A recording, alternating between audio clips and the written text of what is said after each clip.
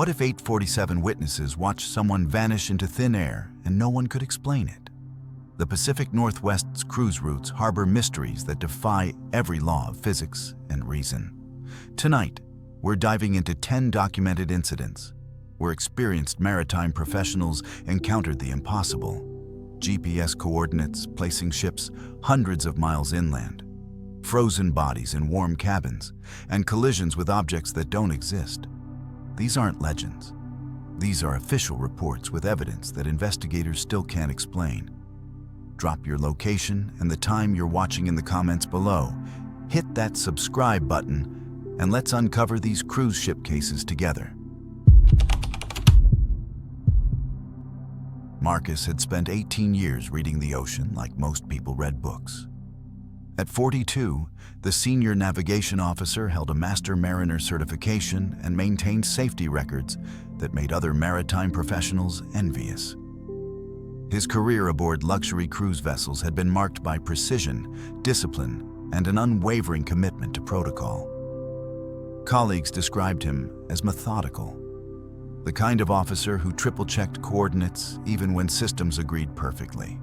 His reputation for accuracy had earned him assignments on flagship routes, including the prestigious Alaska Inside Passage cruises that departed from Seattle every summer season.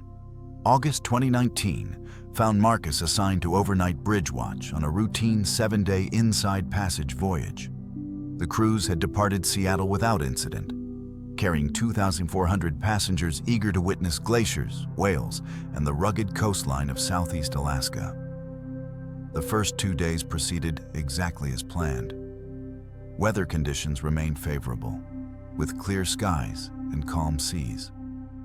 Passengers enjoyed scheduled programming while crew members executed their duties with practiced efficiency. For Marcus, the assignment represented just another successful voyage in a long career of successful voyages. Nothing suggested that the early morning hours of August 14th would challenge everything he understood about navigation, technology, and reality itself.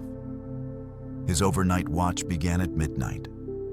Standard procedure required hourly position checks, equipment verification, and communication logs. Marcus performed each task with characteristic thoroughness. At 1 a.m., all systems functioned normally. The ship maintained its scheduled course through Stevens Passage, a major waterway connecting Frederick Sound to Taku Inlet. At 2 a.m., another routine check confirmed proper positioning. The bridge remained quiet, except for the steady hum of electronics and the distant sound of waves against the hull. Then, at precisely 2:47 a.m., everything changed. What happens when every navigation system on a cruise ship simultaneously displays coordinates that place the vessel hundreds of miles inland, deep inside Canadian territory where no water exists? Marcus first noticed the anomaly on the primary GPS display. The coordinates showed the ship's position as 340 miles inland, somewhere in the Yukon wilderness. His immediate reaction was technical rather than alarmed. GPS glitches occurred occasionally, usually resolving within seconds through automatic recalibration. He initiated the standard correction protocol and waited for the system to reset. The coordinates remained unchanged. He checked the secondary GPS unit. It displayed identical, impossible readings. Both systems insisted the ship occupied a landlocked position that contradicted the obvious reality of water surrounding them in every direction. Maintaining professional composure, Marcus activated backup navigation systems. Modern cruise vessels carried 7 independent positioning technologies specifically to prevent single-point failures. The magnetic compass should have provided reliable directional information regardless of electronic malfunctions. Instead, Marcus watched the compass needle spin counterclockwise in slow, deliberate rotations that violated every principle of magnetic north orientation. The radar system, designed to detect land masses, ships, and weather patterns within a 50-mile radius, painted images of mountains and terrain features where Marcus knew only open water existed. Chart plotters, which overlaid GPS data onto nautical maps, displayed coastline configurations that matched 1880s surveying data rather than current geography. Over the next 3 hours, Marcus documented each impossible reading while attempting every troubleshooting procedure in the Maritime Operations Manual. He rebooted systems individually and collectively. He checked power supplies, inspected connections, and ran diagnostic programs. Nothing corrected the readings. The ship continued moving forward through water he could see and feel, while every instrument insisted they traveled through solid ground in a completely different location. Temperature sensors functioned normally. Engine monitoring systems operated correctly. Only navigation equipment displayed impossible data, but all navigation equipment displayed that same impossible data simultaneously.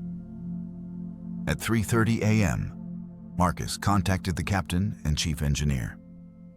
Both arrived on the bridge within minutes. They verified Marcus's procedures and witnessed the phenomenon firsthand. The captain ordered additional crew members to conduct visual observations from multiple deck levels. Every observer reported normal ocean conditions, dark water, distant shoreline lights, consistent with Stevens Passage geography, and no indication of any environmental abnormality. Yet the bridge instruments continued insisting on the Yukon coordinates. The chief engineer examined electronic systems and found no equipment failures, no power fluctuations, no rational explanation for the coordinated malfunction.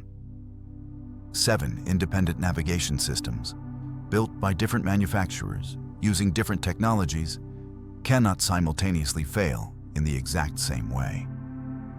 But they did. As 5 a.m. approached, a Basidoides dense fog bank enveloped the vessel.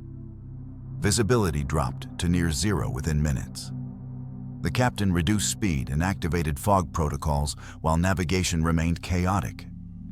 Then, at exactly 5:12 a.m., every system simultaneously corrected itself. GPS coordinates snapped back to the ship's actual position in Stevens Passage. Compasses stabilized and pointed north. Radar displayed accurate water and coastline images. Chart plotters showed current geographical data. The transition happened instantaneously, without warning, as the ship emerged from the fog bank into clear pre-dawn conditions. The captain immediately ordered a complete investigation. Marcus spent the remainder of his watch documenting every detail while memories remained fresh. He recorded exact times, described each system's behavior, and noted the presence of witnesses. The ship's black box, which continuously recorded all bridge data, including navigation readings, was sealed for later examination. The cruise continued to its next port, where Coast Guard investigators boarded the vessel. The official investigation lasted 6 weeks. Coast Guard technical specialists examined every navigation system aboard the ship. They found no equipment malfunctions, no software errors, no hardware failures. Manufacturer representatives were consulted. They confirmed the impossibility of 7 independent systems failing identically. Security footage reviewed by investigators showed Marcus following proper procedures throughout the incident. His calm, methodical response demonstrated professional competence under extraordinary circumstances. The black box data should have provided definitive evidence of what occurred. But when investigators analyzed the recordings, they discovered a 47-minute gap corresponding exactly to the period when navigation systems displayed impossible readings. The gap wasn't a deletion. Data existed before and after the anomalous period, and no evidence suggested tampering. The black box simply contained no information for those specific 47 minutes. As if the recording system couldn't process or store whatever information the navigation equipment generated during that time. Engineers who examined the black box found it functioning perfectly. with no explanation for the missing data segment. The investigation concluded with a report acknowledging the incident occurred as described by multiple witnesses, but offering no explanation for how or why. Marcus transferred to shore-based positions 3 months after the incident. His decision surprised colleagues, given his successful career and reputation. During exit interviews, he explained that he could no longer trust the systems on which navigation officers depend. The experience had demonstrated that multiple redundant technologies, specifically designed to prevent exactly this type of failure, could simultaneously provide identical false information with no detectable cause. If it happened once, it could happen again, potentially in more dangerous circumstances. He couldn't reconcile continuing to work in an environment where documented evidence proved the fundamental unreliability of every tool his profession depended upon. Maritime authorities classified the incident report, but never explained how 7 independent navigation systems could simultaneously display geographically impossible data, while the vessel maintained its actual course through documented waters. Some crew members who witnessed the phenomenon suggested electromagnetic anomalies, although no scientific basis supported such claims. Others referenced local indigenous legends about certain passages where the boundary between worlds grew thin, though such explanations remained firmly outside official consideration. What remains undisputed is the documented evidence, precise testimony from multiple qualified witnesses, security footage confirming proper procedures, and a 47-minute gap in black box data that corresponds exactly to a period when reality and recorded information fundamentally disagreed. Marcus's career change stands as perhaps the most telling detail. A decorated officer with 18 years of exemplary service abandoned maritime work entirely, rather than face the possibility of another incident, where every instrument, every system, and every redundancy simultaneously insisted on an impossible truth. The ship continues operating its scheduled Alaska routes. The navigation equipment that displayed Yukon coordinates that August morning has been repeatedly tested, certified, and found completely reliable. No similar incidents have been reported on that vessel or any other ship operating in Stevens Passage. Yet Marcus's detailed account, supported by witness testimony and physical evidence, remains in maritime investigation files. A documented case where the impossible occurred with multiple forms of proof, but without any rational explanation that satisfies the fundamental question of how waterborne navigation could insist, for 47 unrecorded minutes, that a cruise ship sailed through landlocked mountains 340 miles from the nearest ocean.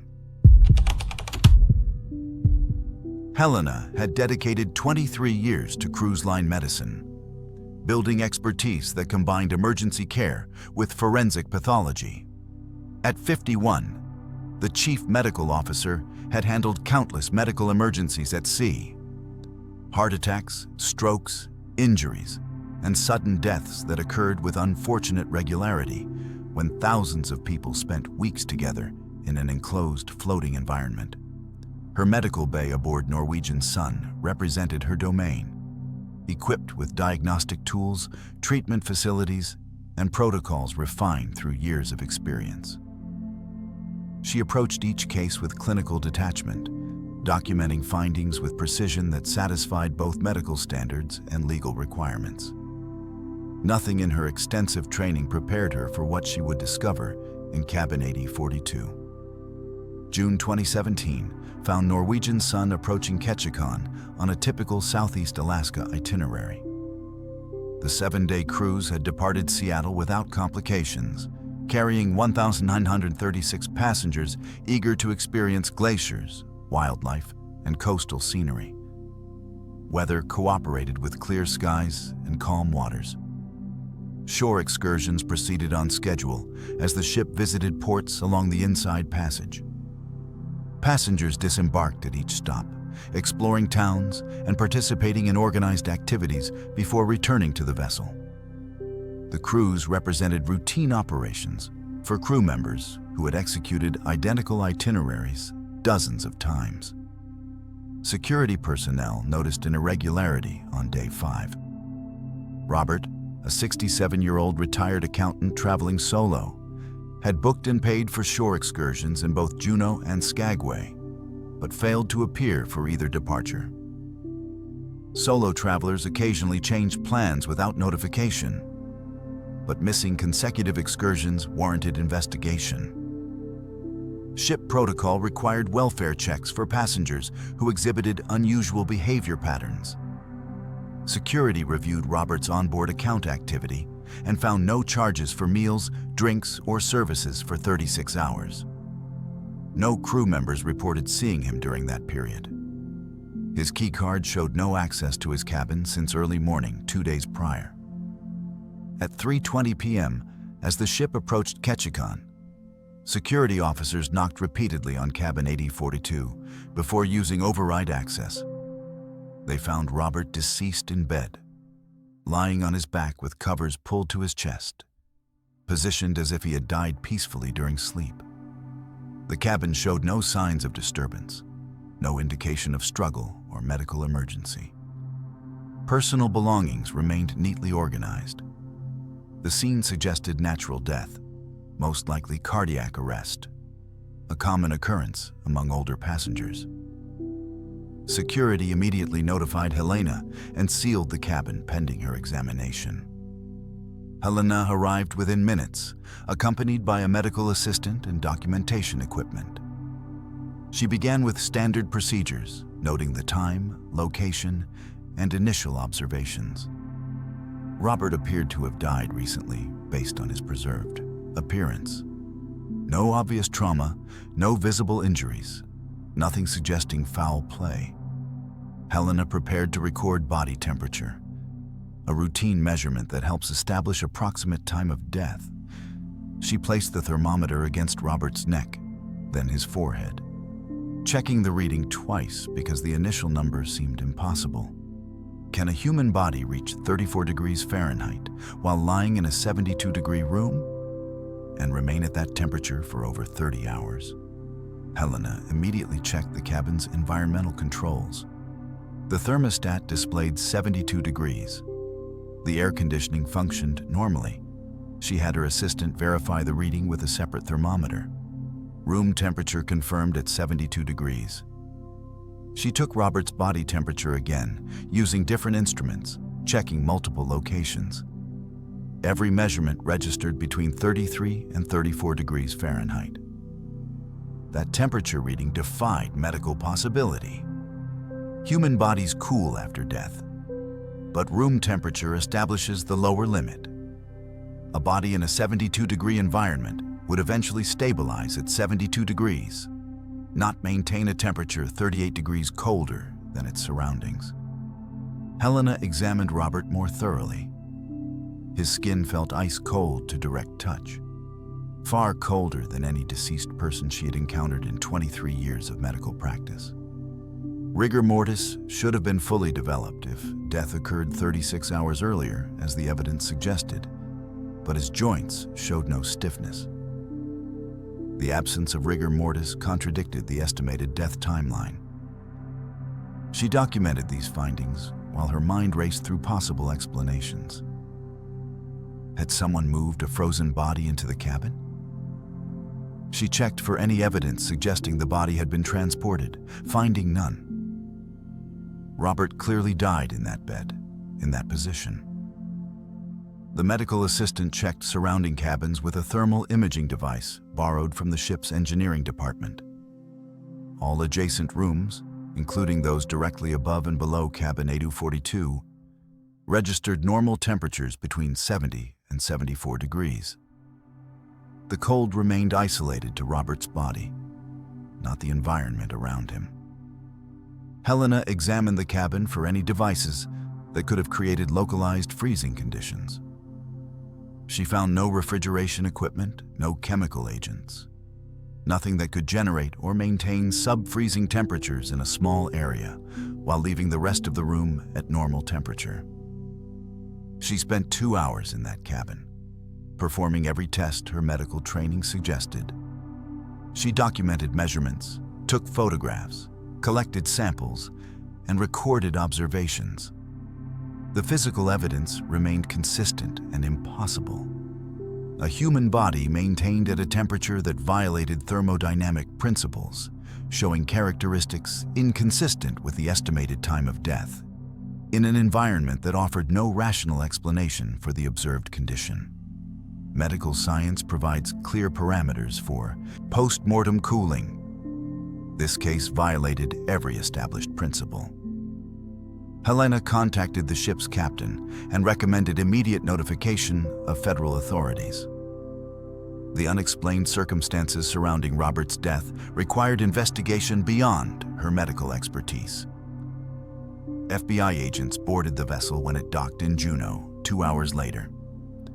They examined cabin 8042 with forensic specialists, electronic detection equipment, and chemical analysis tools. Their investigation lasted into the night as the ship remained in port. They found nothing that explained the body temperature readings Helena had documented. The FBI agents interviewed Helena extensively about her findings. They reviewed her photographs, examined her equipment, and verified her credentials. They questioned whether her instruments had malfunctioned. Helena provided calibration records showing all her medical devices had been tested and certified within the previous month. The agents collected their own measurements and confirmed Robert's body remained impossibly cold even hours after Helena's initial examination. They arranged for immediate transport of the body to Seattle for comprehensive autopsy by medical examiners with specialized forensic facilities. The Norwegian Sun continued its cruise, arriving in Ketchikan as scheduled, though several hours delayed. Passengers were informed that a medical emergency had required extended port time in Juneau. Robert's cabin remained sealed as a potential crime scene. Helena documented everything for official reports that would be reviewed by multiple agencies. The FBI investigation continued for 6 weeks, examining every aspect of Robert's background, health history, travel patterns, and possible connections to any individuals who might have had motive to harm him. The Seattle autopsy revealed findings that deepened the mystery rather than resolving it. The medical examiner discovered frozen tissue damage throughout Robert's body, particularly in his extremities and organs. The cellular damage patterns matched injuries typically seen in bodies exposed to sub-zero temperatures for extended periods. Yet Robert had died aboard a climate-controlled cruise ship during summer in Alaska, where even nighttime temperatures remained well above freezing. The autopsy found no drugs, no toxins, no chemical agents that could have induced hypothermia. His heart showed conditions consistent with cardiac arrest, but the frozen tissue damage suggested something far beyond a simple heart attack. Official investigation conclusions satisfied legal requirements while acknowledging unexplained elements. The report listed natural causes as the manner of death, noting the cardiac arrest. It documented the hypothermic tissue damage as an unexplained environmental anomaly without offering mechanisms or explanations. The FBI found no evidence of foul play, no suspects, no rational scenario that explained how a man could die with frozen tissue damage while lying in a temperature-controlled cabin maintained at 72 degrees. Helena retired from cruise line medicine 6 months after the incident. Colleagues who knew her dedication and passion for maritime medical work expressed surprise at her sudden career change. During her exit interview, she explained that the Robert case had shaken her confidence in her ability to understand and explain medical phenomena. She had spent more than 2 decades building expertise based on established scientific principles, and that expertise proved completely inadequate when confronted with physical evidence that contradicted everything she had learned. If human bodies could behave in ways that violated known medical science, what value did her training hold? The case file remains open in FBI records. marked as unsolved with unexplained circumstances. Norwegian Sun continues operating Alaska cruises during summer seasons. Cabin 8042 was completely renovated after the incident, with all fixtures, furnishings, and environmental systems replaced. No subsequent guests have reported unusual temperature conditions. The room functions identically to every other cabin aboard the vessel. What haunts Helena, even years after retiring, involves the fundamental impossibility she documented. She measured a human body at 34 degrees Fahrenheit in a 72-degree room and watched that body maintain that impossible temperature for hours. Thermodynamics dictates heat transfer from warmer to cooler objects until equilibrium is reached. Robert's body should have warmed to match room temperature, yet it remained frozen despite surrounding warmth. The documented evidence exists in investigation files, supported by photographs, witness testimony, and autopsy findings. Multiple qualified professionals verified the measurements and confirmed the impossibility. Medical examiners who reviewed the case privately acknowledged their inability to explain the findings.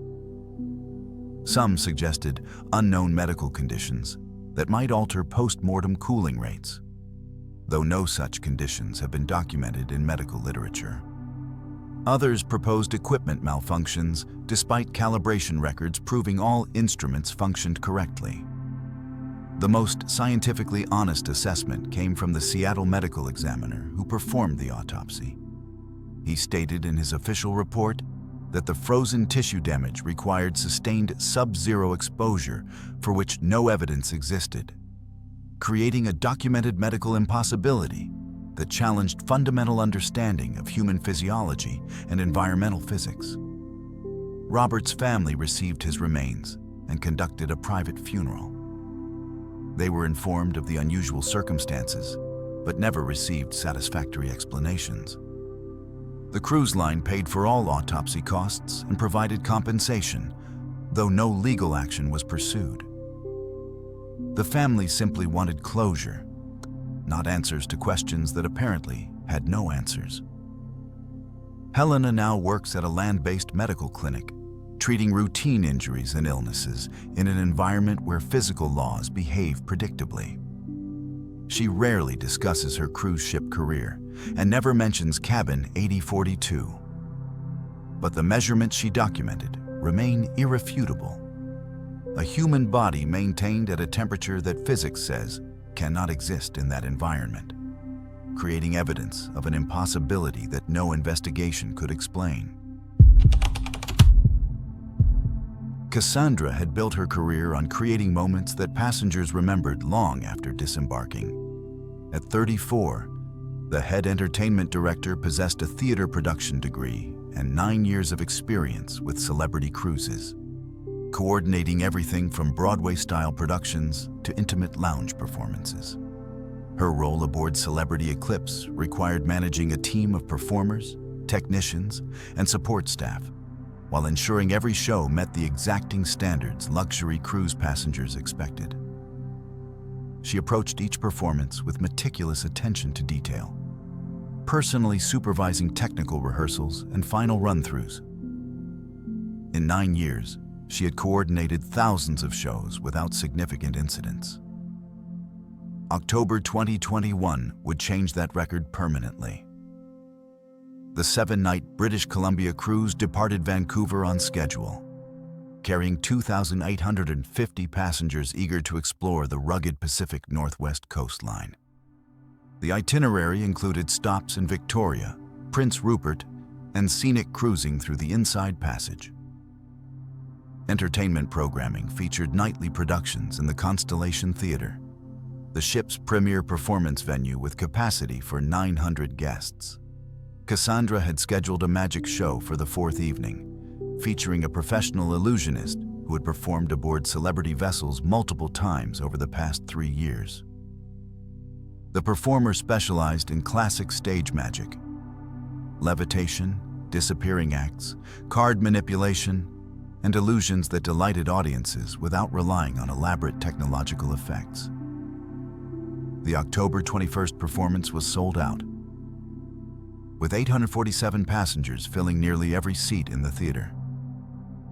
Cassandra conducted the standard pre-show technical check at 8:30 p.m., verifying lighting systems, sound equipment, and stage mechanics. Everything functioned properly. The magician and his assistant arrived backstage at 8:45 p.m. for final preparations. The assistant, a 26-year-old performer named Devin, who had worked with the magician for 4 years, appeared relaxed and confident. This particular show represented their 43rd performance together, executing the same sequence of illusions they had refined through countless repetitions. Nothing suggested any deviation from routine. The performance began at 9:00 p.m., with Cassandra providing a brief introduction before dimming house lights. The magician opened with standard tricks, making objects appear and disappear, predicting audience member selections, executing card flourishes that drew applause. Each segment proceeded smoothly, with Devin assisting in several illusions. The audience responded enthusiastically, laughing at the magician's patter and gasping at successful reveals. By 9:40 p.m., the show had progressed to its finale, the classic disappearing cabinet illusion that served as the closing moment. The cabinet itself was a standard stage prop, approximately 6 feet tall, 4 feet wide, and 3 feet deep, constructed of dark wood with ornate brass fittings. It sat center stage under bright spotlights. The magician explained the illusion to the audience, inviting them to watch carefully. He opened both front and back doors to show the cabinet's empty interior, then closed them. Devin approached the cabinet, smiled at the audience, and stepped inside at precisely 9:42 p.m. In front of 847 witnesses, someone entered an enclosed space and never emerged. But the trick hadn't been completed. The magician closed the front door and began his standard patter, building dramatic tension as he prepared to execute the reveal. He walked around the cabinet, tapped it with his wand, and gestured elaborately. The audience watched, anticipating the moment when Devin would reappear in some unexpected location, typically from the back of the theater or through a side entrance, a misdirection that created the illusion of teleportation. But the magician's demeanor shifted subtly. Cassandra, watching from the wings with professional attention to detail, noticed hesitation in his movements. He opened the front door at 9:44 p.m., 2 minutes after Devin had entered. The cabinet was empty. That should have been expected. That was the point of the illusion. But Devin hadn't reappeared anywhere else. The magician glanced toward the wings where Devin should have emerged, then back at the empty cabinet. His practiced showmanship faltered. Cassandra immediately activated her communication system, quietly asking backstage crew if Devin had exited. Negative responses came from all stations. Devin hadn't appeared at any backstage location. The magician maintained composure, attempting to improvise. He opened the back door of the cabinet, showing the audience its empty interior from both sides. He looked toward Cassandra in the wings, his expression questioning. She shook her head slightly. The audience, unaware anything was wrong, applauded enthusiastically, assuming the delayed reveal was part of the performance. The magician took an awkward bow and quickly exited the stage. House lights came up. Cassandra immediately ordered a backstage search while making a public announcement thanking guests for attending and asking them to exit the theater in an orderly manner. Within minutes, Cassandra had mobilized her entire entertainment staff. They searched every backstage area, dressing rooms, storage spaces, technical booths, corridors. Devin had vanished. Cassandra reviewed the cabinet's construction with the magician, who explained the standard mechanism. The prop featured no trapdoors, no hidden compartments large enough to conceal a person, no secret exits. It was a simple wooden cabinet designed for straightforward illusions where the performer's positioning and audience sightlines created the effect. Devon should have exited through the back door immediately after entering the front door, moved behind a black curtain stretched across the back of the stage, and circled around to emerge from a side entrance. But Devon never exited the cabinet. Cassandra contacted ship security at 9:52 p.m. Security officers arrived and sealed the theater. They reviewed security camera footage immediately. The recordings showed Devon entering the cabinet at 9:42 p.m. from the front door. No footage showed Devon exiting from any door. The camera angle captured the cabinet from the side, showing both front and back doors. Neither door opened between Devon's entrance at 9:42 and the magician's opening of the front door at 9:44. Yet when that door opened, Devon was gone. How does someone exit an enclosed space without opening a door, leave no trace on camera, and vanish from a ship with 8 to 47 witnesses present? Security conducted a comprehensive search of the theater, examining the stage, the cabinet, and every backstage space. K9 units arrived at 10:30 p.m. and tracked Devon's scent to the cabinet's interior, where the trail ended. The dogs found no scent leading away from the cabinet, no indication Devon had walked anywhere else in the theater. Cassandra ordered examination of the stage floor beneath the cabinet. No trap doors existed. The stage was solid construction with no access to lower decks from that location. At 11:15 p.m., the captain expanded the search to the entire ship. All 13 decks were systematically examined by crew members divided into search teams. Devon's crew cabin showed no signs of entry. Personal belongings remained untouched, including identification documents, phone, and wallet. Devon had been scheduled to assist in 2 additional performances later in the cruise. Costumes and props for those shows remained in the cabin, unpacked and unused. Every public space, every crew area, every storage compartment, every mechanical room was searched. No trace of Devon was found. Passenger cell phone videos, collected voluntarily by security officers, confirmed the timeline. Multiple recordings showed Devon entering the cabinet at 9:42 p.m. None showed any sleight of hand, no obvious deception, no indication of anything unusual. The videos captured the same sequence. Devon entering, doors closing, magician performing his routine, doors opening to reveal an empty cabinet, confusion, and conclusion. Technical analysis of the videos by security staff found no evidence of digital manipulation or editing. Cassandra supervised 3 additional searches of the theater before the ship docked in Vancouver the following morning. She personally examined every centimeter of the stage, the cabinet, and backstage areas, looking for anything investigators might have missed. She found nothing. Vancouver police boarded the ship at 8:00 a.m. and conducted their own investigation. They interviewed Cassandra, the magician, every crew member who had been backstage, and multiple passengers who had attended the performance. They reviewed all security footage. They examined the cabinet with forensic specialists. Their investigation reached the same conclusion. Devon had entered the cabinet and never emerged, with no rational explanation for where or how. Missing persons alerts were issued throughout British Columbia and Washington State. Devon's photograph was distributed to law enforcement agencies, border officials, and media outlets.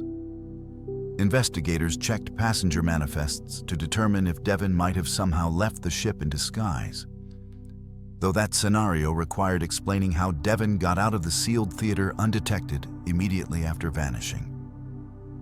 No evidence supported any theory. Devon had simply ceased to exist from the moment of entering that cabinet. The magician, devastated by the incident, ended his contract with Celebrity Cruises.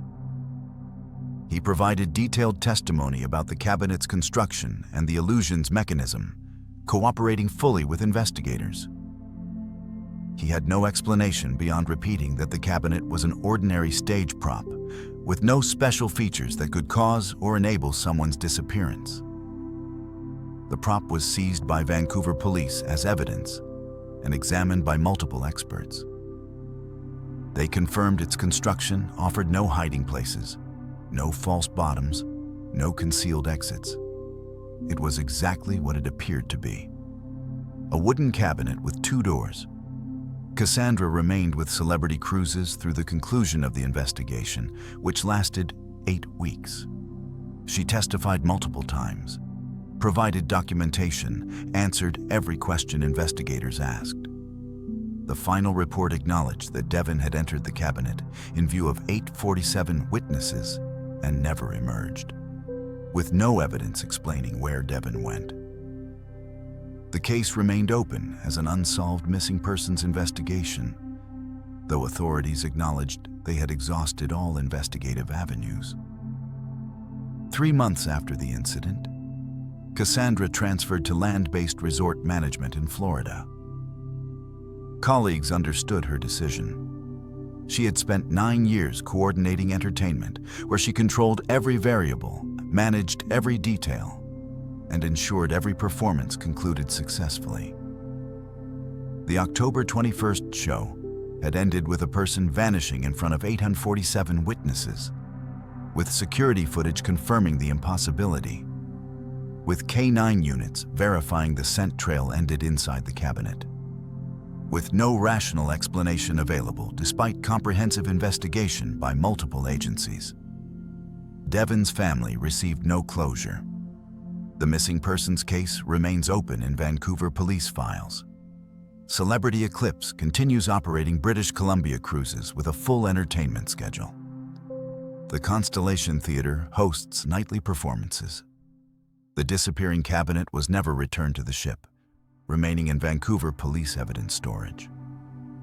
Cassandra no longer works in entertainment, unable to reconcile her profession with the documented evidence that someone she supervised vanished inside a documented enclosed space under circumstances that defy every logical explanation. Security footage exists, showing Devon entering the cabinet at 9:42 p.m. No footage exists showing Devon leaving. K9 scent trails end inside the cabinet. 847 passengers witnessed the sequence of events. Multiple investigations by qualified professionals found no evidence of deception, no hidden exits, no rational explanation. Devon entered an enclosed space in view of hundreds of witnesses and never emerged, creating a documented impossibility that no investigation could resolve. Thomas had dedicated 31 years to understanding the mechanical heart of ships. At 56, the chief engineering officer held a master's degree in marine engineering and commanded respect from colleagues who recognized his encyclopedic knowledge of propulsion systems, power generation, and mechanical operations. His domain aboard Carnival Spirit consisted of 5 decks of machinery: engines, turbines, generators, compressors, and cooling systems that required constant monitoring and maintenance. The engine room normally operated at 95 degrees Fahrenheit, a sweltering environment where crew members worked in rotating shifts to avoid heat exhaustion. Thomas had spent thousands of hours in that precisely controlled space, where every temperature reading, pressure gauge, and mechanical function followed predictable patterns. Governed by thermodynamic principles he had studied his entire career. March 2018 found Carnival Spirit departing Seattle on a 7-day Alaska cruise carrying 2,124 passengers bound for Glacier Bay, Juneau, and Skagway. The ship's engines performed flawlessly during departure, generating the power needed to propel 8,500 tons of steel through Pacific Northwest waters at 21 knots. Thomas conducted routine inspections throughout the first day, verifying that all systems operated within normal parameters. The engine room maintained its characteristic heat, with machinery humming steadily and crew members moving through their assignments with practiced efficiency.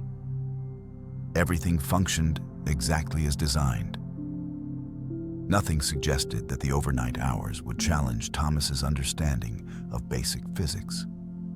His evening watch began at 11 p.m. 6 crew members staffed the engine room during night operations, monitoring control panels, conducting equipment checks, and responding to any irregularities. Thomas reviewed status reports from the previous shift and noted perfect operational conditions. At 11:10 p.m., he performed his standard walkthrough, examining machinery and recording temperature readings. All gauges showed normal ranges. Engine temperatures between 180 and 200 degrees Fahrenheit, ambient room temperature at 95 degrees, cooling systems functioning properly. He returned to the control station and logged the readings. At 11:15 p.m., the first anomaly appeared.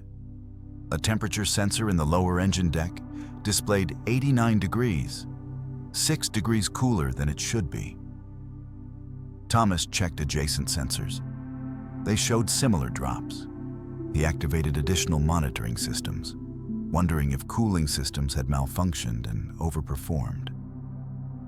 But cooling system readouts indicated normal operation, with no mechanical issues detected. Within 2 minutes, temperatures throughout the engine room began falling rapidly. How does a space maintained at 95 degrees by massive heat-generating machinery suddenly drop to 62 degrees in 20 minutes? Thomas watched in disbelief as temperature readings plummeted across all 5 engine decks. By 11:20 p.m., the ambient temperature had dropped to 84 degrees. The engines continued operating at full output, generating hundreds of thousands of BTUs of heat energy per hour. That heat should have kept the space sweltering regardless of cooling system performance. Yet the temperature kept falling, 81 degrees at 11:23 p.m., 77 degrees at 11:26 p.m., 72 degrees at 11:30 p.m. Thomas ordered his crew to check every mechanical system that could affect temperature. They found nothing wrong. Engines ran normally. Cooling systems operated correctly. No ventilation abnormalities existed. The heat generated by the machinery was simply vanishing. At 11:35 p.m., crew members began seeing their breath condensate in the air. The engine room, normally so hot that workers wore minimal clothing and consumed water constantly to avoid dehydration, had cooled enough that exhaled breath formed visible clouds. Temperature readings showed 68 degrees and continuing to fall. Thomas contacted the bridge and reported the situation. The captain asked if engine operations were affected. Thomas confirmed the engines functioned normally. They continued generating heat and power exactly as designed. But that heat wasn't warming the surrounding space. Heating systems throughout the engine section operated at maximum capacity in response to the temperature drop, pumping warm air into the compartments. Thermal sensors confirmed the heating systems delivered hot air at the correct temperature and volume. Yet, room temperature continued falling, 65 degrees at 11:38 p.m., 62 degrees at 11:42 p.m. Crew members, dressed in light uniforms appropriate for 95-degree heat, began shivering. Thomas ordered emergency cold weather gear distributed from equipment lockers. Machinery generating 200-degree surface temperatures cannot be surrounded by frost. Thermodynamics makes that physically impossible. At 11:47 p.m., Thomas noticed frost forming on metal surfaces. He approached a turbine housing that should have measured approximately 190 degrees and saw ice crystals developing on the metal exterior. He touched the surface cautiously and pulled his hand back. The metal was ice cold despite the turbine operating inside at normal temperature. He ordered crew members to photograph the phenomenon. They documented frost and ice forming on equipment surfaces throughout the engine room, while temperature gauges on that same equipment confirmed the machinery itself remained at operational temperature.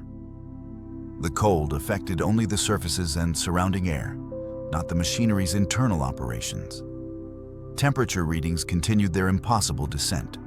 58 degrees at 11:52 p.m., 53 degrees at 12:05 a.m., 47 degrees at 12:18 a.m. The engine room had become colder than most refrigerated spaces aboard the ship. Crew members wore every available layer of clothing while operating machinery that generated enough heat to run a small city.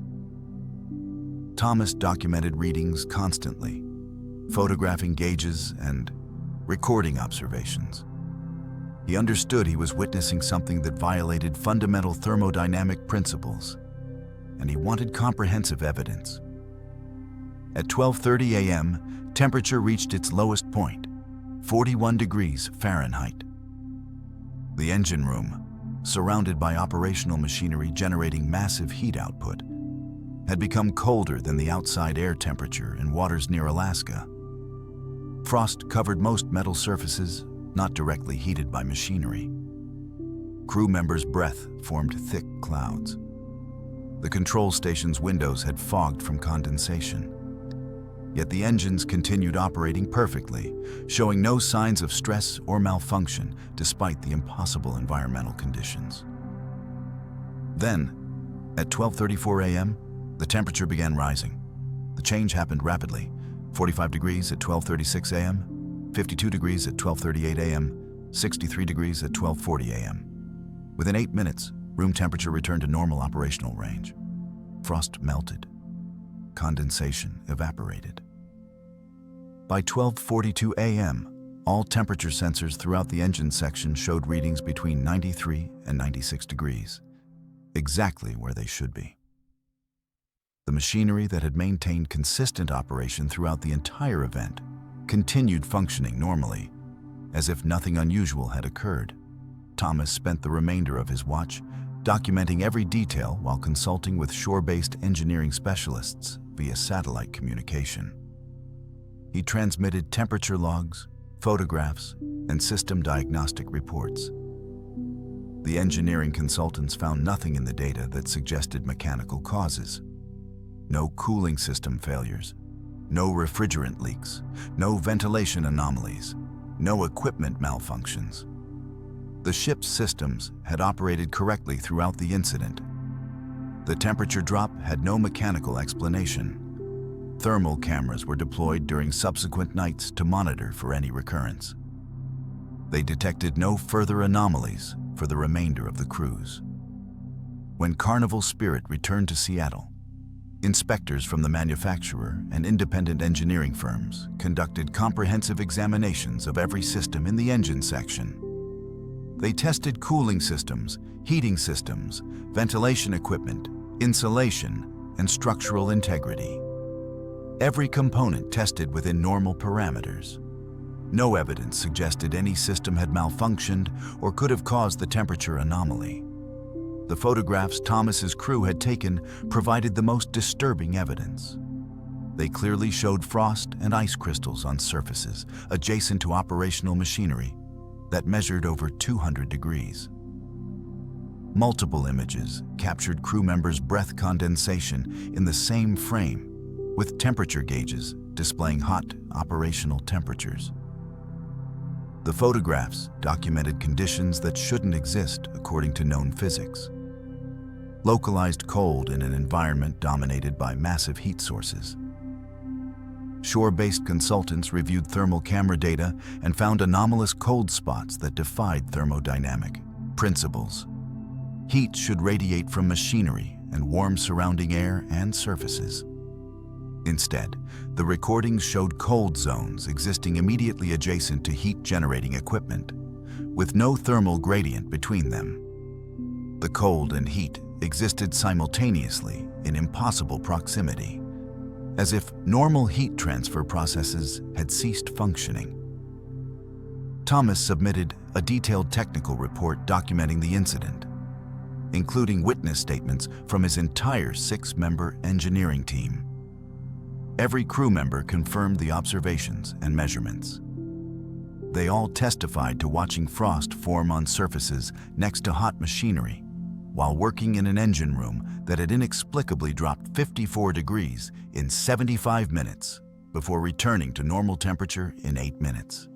3 months after the incident, Thomas transferred to cargo vessel operations. His decision surprised maritime industry colleagues who knew his expertise and seniority aboard passenger ships.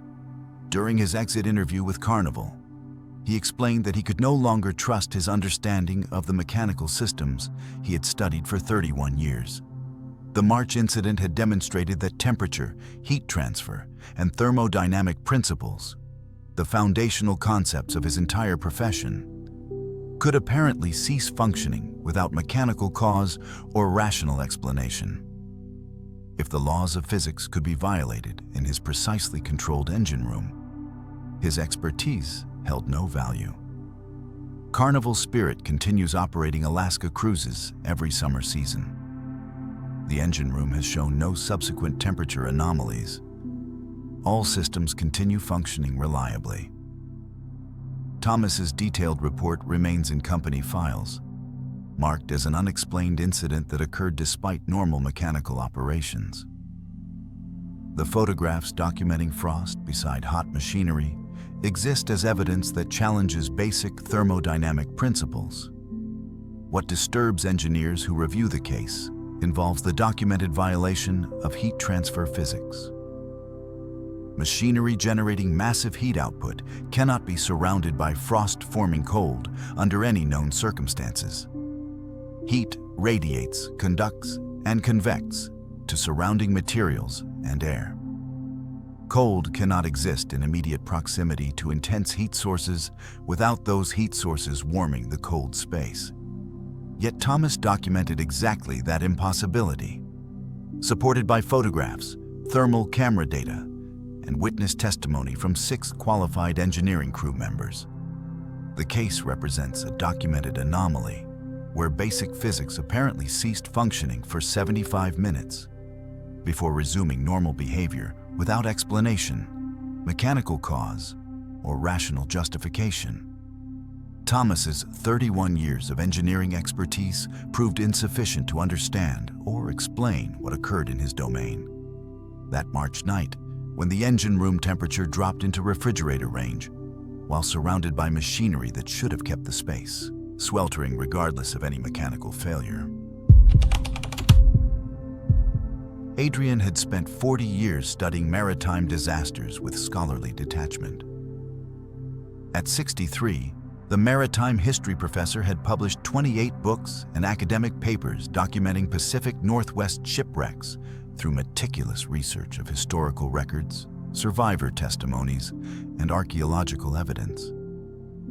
His reputation rested on skeptical analysis that separated documented facts from folklore and legend. He approached maritime mysteries with scientific methodology, dismissing supernatural explanations and focusing exclusively on verifiable data. When he booked a 7-day Alaska cruise aboard Ruby Princess in May 2020, he planned to deliver daily educational presentations about regional maritime disasters to passengers interested in the historical context of the waters they traveled. The cruise departed Vancouver with 3,080 passengers, heading north through the Inside Passage toward Glacier Bay, Juneau, and Skagway. Adrian spent departure day preparing his first lecture about early 20th century Pacific Northwest shipping routes and the hazards that claimed dozens of vessels. His presentation materials included photographs of historical ships, maps showing wreck locations, and timeline data documenting major maritime disasters. Among his research files sat extensive documentation about SS Princess Sophia, a Canadian Pacific Railway steamship that sank in October 1918 after striking Vanderbilt Reef near Juneau, killing all 343 passengers and crew in what remained Alaska's worst maritime disaster. Adrian's cabin on Deck 12 port side provided an excellent view of the coastline. He had specifically requested that location to observe geographical features he would reference during his lectures. The first night at sea, he remained awake past midnight, reviewing presentation notes and organizing materials. At 1:15 a.m., he stepped onto his balcony for fresh air before sleeping. The night was clear, with calm seas and excellent visibility. Distant shoreline lights marked the British Columbia coast as Ruby Princess maintained its northbound course. At 1:30 a.m., Adrian noticed lights on the water approximately 2 miles distant. His first assumption was a fishing vessel, common in these waters. But as he watched, the lights appeared wrong. Too many, too bright, arranged in patterns that suggested a much larger ship. He retrieved his camera and binoculars from inside the cabin. Through the binoculars, he observed what appeared to be flames, illuminating a vessel's superstructure. The ship's configuration looked distinctly early 20th century. Multiple decks, prominent smokestacks, a profile that matched vessels from the 1910s and 1920s, rather than modern ships. When a maritime historian who spent decades separating fact from folklore witnesses something impossible, what remains of scholarly skepticism? Adrian photographed the site, adjusting exposure settings to capture the distant lights. He watched for approximately 12 minutes before the vision faded, the lights dimming and disappearing, as if the ship had sunk below the horizon. He checked his photographs immediately.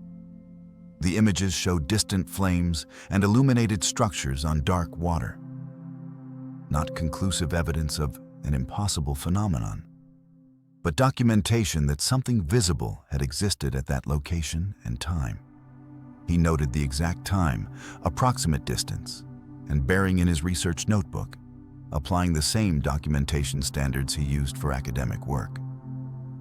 He returned to bed troubled by what he had witnessed, but rationalizing possible explanations. Perhaps a fishing vessel with unusual lighting. Perhaps distant shore lights refracted through atmospheric conditions. Perhaps fatigue affecting his perception.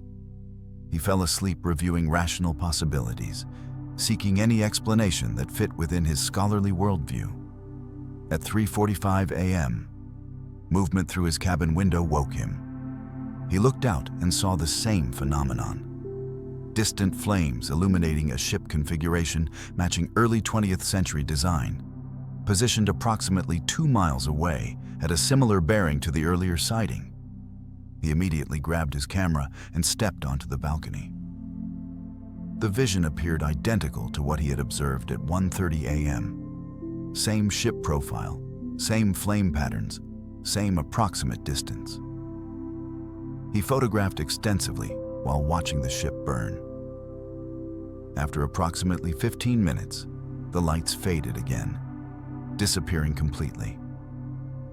Adrian checked Ruby Princess's position using his GPS device and navigation charts. The ship had traveled approximately 43 nautical miles north since the first sighting, yet the burning vessel appeared at the same relative position and bearing. That geographic impossibility eliminated any explanation involving an actual burning ship. No vessel could maintain identical positioning relative to a moving cruise ship over that distance, while appearing to burn continuously. At 5:20 a.m., the phenomenon occurred a third time. Adrian had remained awake after the second sighting, standing on his balcony with camera ready. When the flames appeared again at the same approximate bearing and distance, he documented everything while his mind struggled to reconcile observation with rational explanation. The ship's profile became more distinct during this third appearance. He recognized specific details: multiple decks, prominent smokestacks, the general configuration that matched SS Princess Sophia's specifications from his research files. That recognition shocked him into action. At 5:35 a.m., he contacted the bridge and reported his observations to the officer on watch. He explained his credentials as a maritime historian and described what he had witnessed 3 times over the past 4 hours. The officer took his report seriously and promised to investigate. Adrian provided his cabin number and requested notification of any findings. At 8 a.m., the captain's staff contacted Adrian and requested he meet with the ship's security director and senior officers. He brought his camera, research notes, and documentation. The officers reviewed his photographs and questioned him extensively about his observations. They had received similar reports from 4 other passengers who had independently contacted the bridge or security staff during the night about witnessing what appeared to be a burning ship at various times between 1:30 a.m. and 6 a.m. The security director interviewed each witness separately. None knew each other. None knew Adrian's credentials or expertise. Yet all 5 described remarkably similar sightings. A burning vessel with early 20th century configuration, visible for 10-15 minutes before fading, appearing multiple times at similar bearing and distance from Ruby Princess despite the cruise ship's northbound progress. 2 witnesses had photographed the phenomenon. Their images showed similar distant flames and illuminated structures, though varying in clarity depending on camera quality and exposure settings. Ruby Princess's radar logs showed no vessels at the reported positions during any of the sighting times. The Bridge Watch had observed nothing unusual on radar or visual scans. Coast Guard communication confirmed no distress signals, no reported marine traffic, no vessels operating in that region during the relevant time period. Weather conditions had been clear with excellent visibility, eliminating atmospheric distortion as an explanation. The ship's navigation records placed Ruby Princess within 20 nautical miles of SS Princess Sophia's actual wreck coordinates during the time period when sightings occurred. That geographic correlation disturbed Adrian profoundly. His research had documented Princess Sophia's sinking location based on historical records and subsequent wreck surveys. Ruby Princess had traveled through waters near that documented position during the exact hours when multiple passengers independently witnessed a burning early 20th century vessel matching Princess Sophia's specifications. The coincidence challenged his scholarly skepticism. But the documented evidence, multiple witness testimonies, photographs, and navigation records couldn't be dismissed as folklore or legend. The captain ordered a thorough investigation. Officers interviewed the 5 witnesses multiple times, reviewing their statements for inconsistencies. They found none. Each witness provided consistent descriptions matching their initial reports. The photographs, while not showing details clear enough for definitive identification, documented something visible at the reported locations and times. Coast Guard officials reviewed Ruby Princess's reports and confirmed no vessels, flares, or other maritime activity could account for the sightings. Over the following 2 nights, passengers reported additional sightings. The accounts described similar phenomena: burning vessels visible for brief periods before fading, security logged. Each report and documented the sighting times and locations. Navigation records confirmed Ruby Princess remained in waters near Princess Sophia's wreck coordinates during the period when sightings occurred. When the ship moved farther north toward Glacier Bay, the sightings ceased completely. Adrian continued his scheduled lectures during the cruise, but his presentations took on a different tone. He discussed Princess Sophia's disaster with uncharacteristic uncertainty, acknowledging that historical research sometimes encountered phenomena that challenged rational explanation. Several passengers who attended his lectures privately told him about their own sightings, adding to the growing collection of witness accounts. After returning to Vancouver, Adrian spent months analyzing his documentation and researching similar reports. He discovered scattered historical accounts of mariners reporting unusual sightings near Princess Sophia's wreck location over the past century, though such reports were typically dismissed as folklore. He reviewed his photographs with image analysis specialists who confirmed the images showed genuine light sources at the documented locations, not artifacts or manipulation. Adrian published an academic paper about the collective sighting, presenting it as a case study in mass observation of unexplained maritime phenomena. The paper documented witness testimonies, photographic evidence, and navigation records with the same rigorous methodology he had applied throughout his career.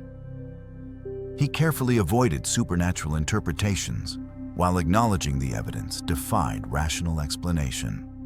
The paper generated controversy among his academic colleagues, with some praising his documentation of an unusual event, while others criticized him for publishing research that seemed to legitimize paranormal claims. 6 months after the cruise, Adrian announced his retirement from maritime research. Colleagues who knew his passion for the field expressed surprise. During his retirement announcement, he explained that the Ruby Princess experience had fundamentally challenged his approach to maritime history. He had spent 4 decades studying disasters through documentary evidence, while dismissing accounts that couldn't be verified through traditional historical methodology.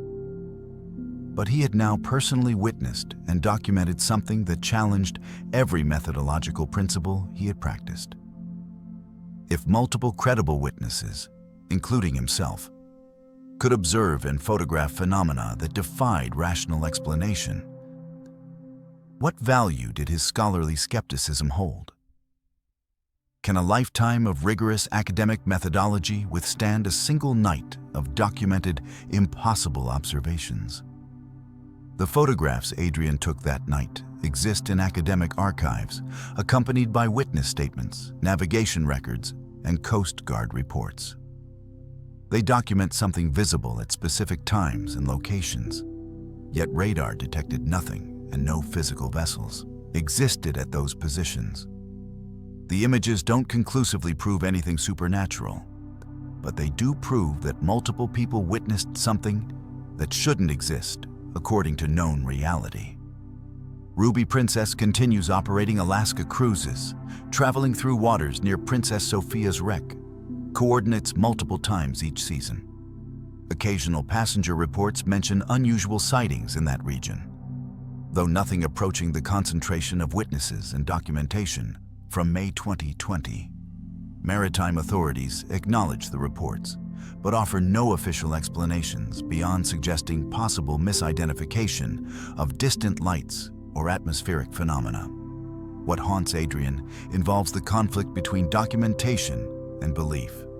His career rested on trusting documentary evidence while dismissing accounts that lacked verification. He now possesses documentary evidence: his own observations, his photographs, multiple witness testimonies, navigation records placing the sightings near documented wreck coordinates. That proves something impossible occurred. That evidence meets every standard of verification he applied throughout his academic career. Yet accepting it as valid challenges the methodological skepticism that defined his scholarship. The case represents a documented anomaly where rigorous historical methodology produced evidence of something that shouldn't exist, leaving a respected academic unable to reconcile his life's work with his personal observations. Adrian's retirement stands as acknowledgement that some documented phenomena defy scholarly explanation, regardless of how carefully they're observed or how thoroughly they're researched. Jennifer approached her first cruise with the methodical planning typical of a software developer. At 29, she had built a successful career writing code for financial applications, work that demanded precision and logical problem solving. Her vacation planning followed the same structured approach: research destinations, compare pricing, review itineraries, book accommodations that fit her budget. The September 2022 Alaska cruise aboard Majestic Princess represented a significant personal milestone. Her first solo vacation, deliberately chosen to challenge herself beyond the comfortable routines of work and daily life in Portland. She booked interior cabin 4128 on deck 4. A modest accommodation without windows, but perfectly adequate for someone who planned to spend most waking hours exploring the ship and participating in shore excursions. The 7-day round trip from Seattle included stops in Juneau, Skagway, and Ketchikan, with scenic cruising through Glacier Bay. Jennifer prepared thoroughly, packing appropriate clothing for Alaska's unpredictable September weather, downloading maps and excursion information, and organizing her schedule to maximize the experience. She approached the cruise with excitement tempered by slight nervousness about traveling alone for the first time. Embarkation day proceeded smoothly. Jennifer located cabin 428 without difficulty, unpacked her belongings, and attended the mandatory safety drill. She explored the ship during the afternoon, familiarizing herself with dining venues, entertainment spaces, and deck layouts. The first evening at sea, she attended a welcome show, had dinner at one of the ship's restaurants, and walked the promenade deck under clear skies as Majestic Princess sailed north through Puget Sound toward Canadian waters. She returned to cabin 4128 at approximately 10:45 p.m., pleasantly tired from the day's activities. The cabin felt comfortable despite its compact size and lack of windows, exactly what she had expected based on her research. She prepared for bed following her normal routine, set her phone alarm for 6:30 a.m. to allow time for breakfast before the ship's arrival in Juneau, and fell asleep within minutes. The cabin door was locked from inside using the security latch, and she placed her keycard in her purse as she always did. If you fall asleep in one locked cabin and wake in a different locked cabin 5 decks higher, which reality is wrong? The sleeping or the waking? Jennifer woke to her phone alarm at 6:30 a.m. Still drowsy, she reached to turn off the alarm and noticed immediate wrongness in her environment. Sunlight streamed through a window. Her cabin had no window. She sat up abruptly, confusion giving way to alarm as she recognized nothing around her. This wasn't cabin 4128. The room was significantly larger, decorated differently, with a balcony door showing morning light on water. She was lying in a king-size bed rather than the twin bed from her cabin. Her clothes from the previous night lay folded on a chair, clothes she had no memory of folding.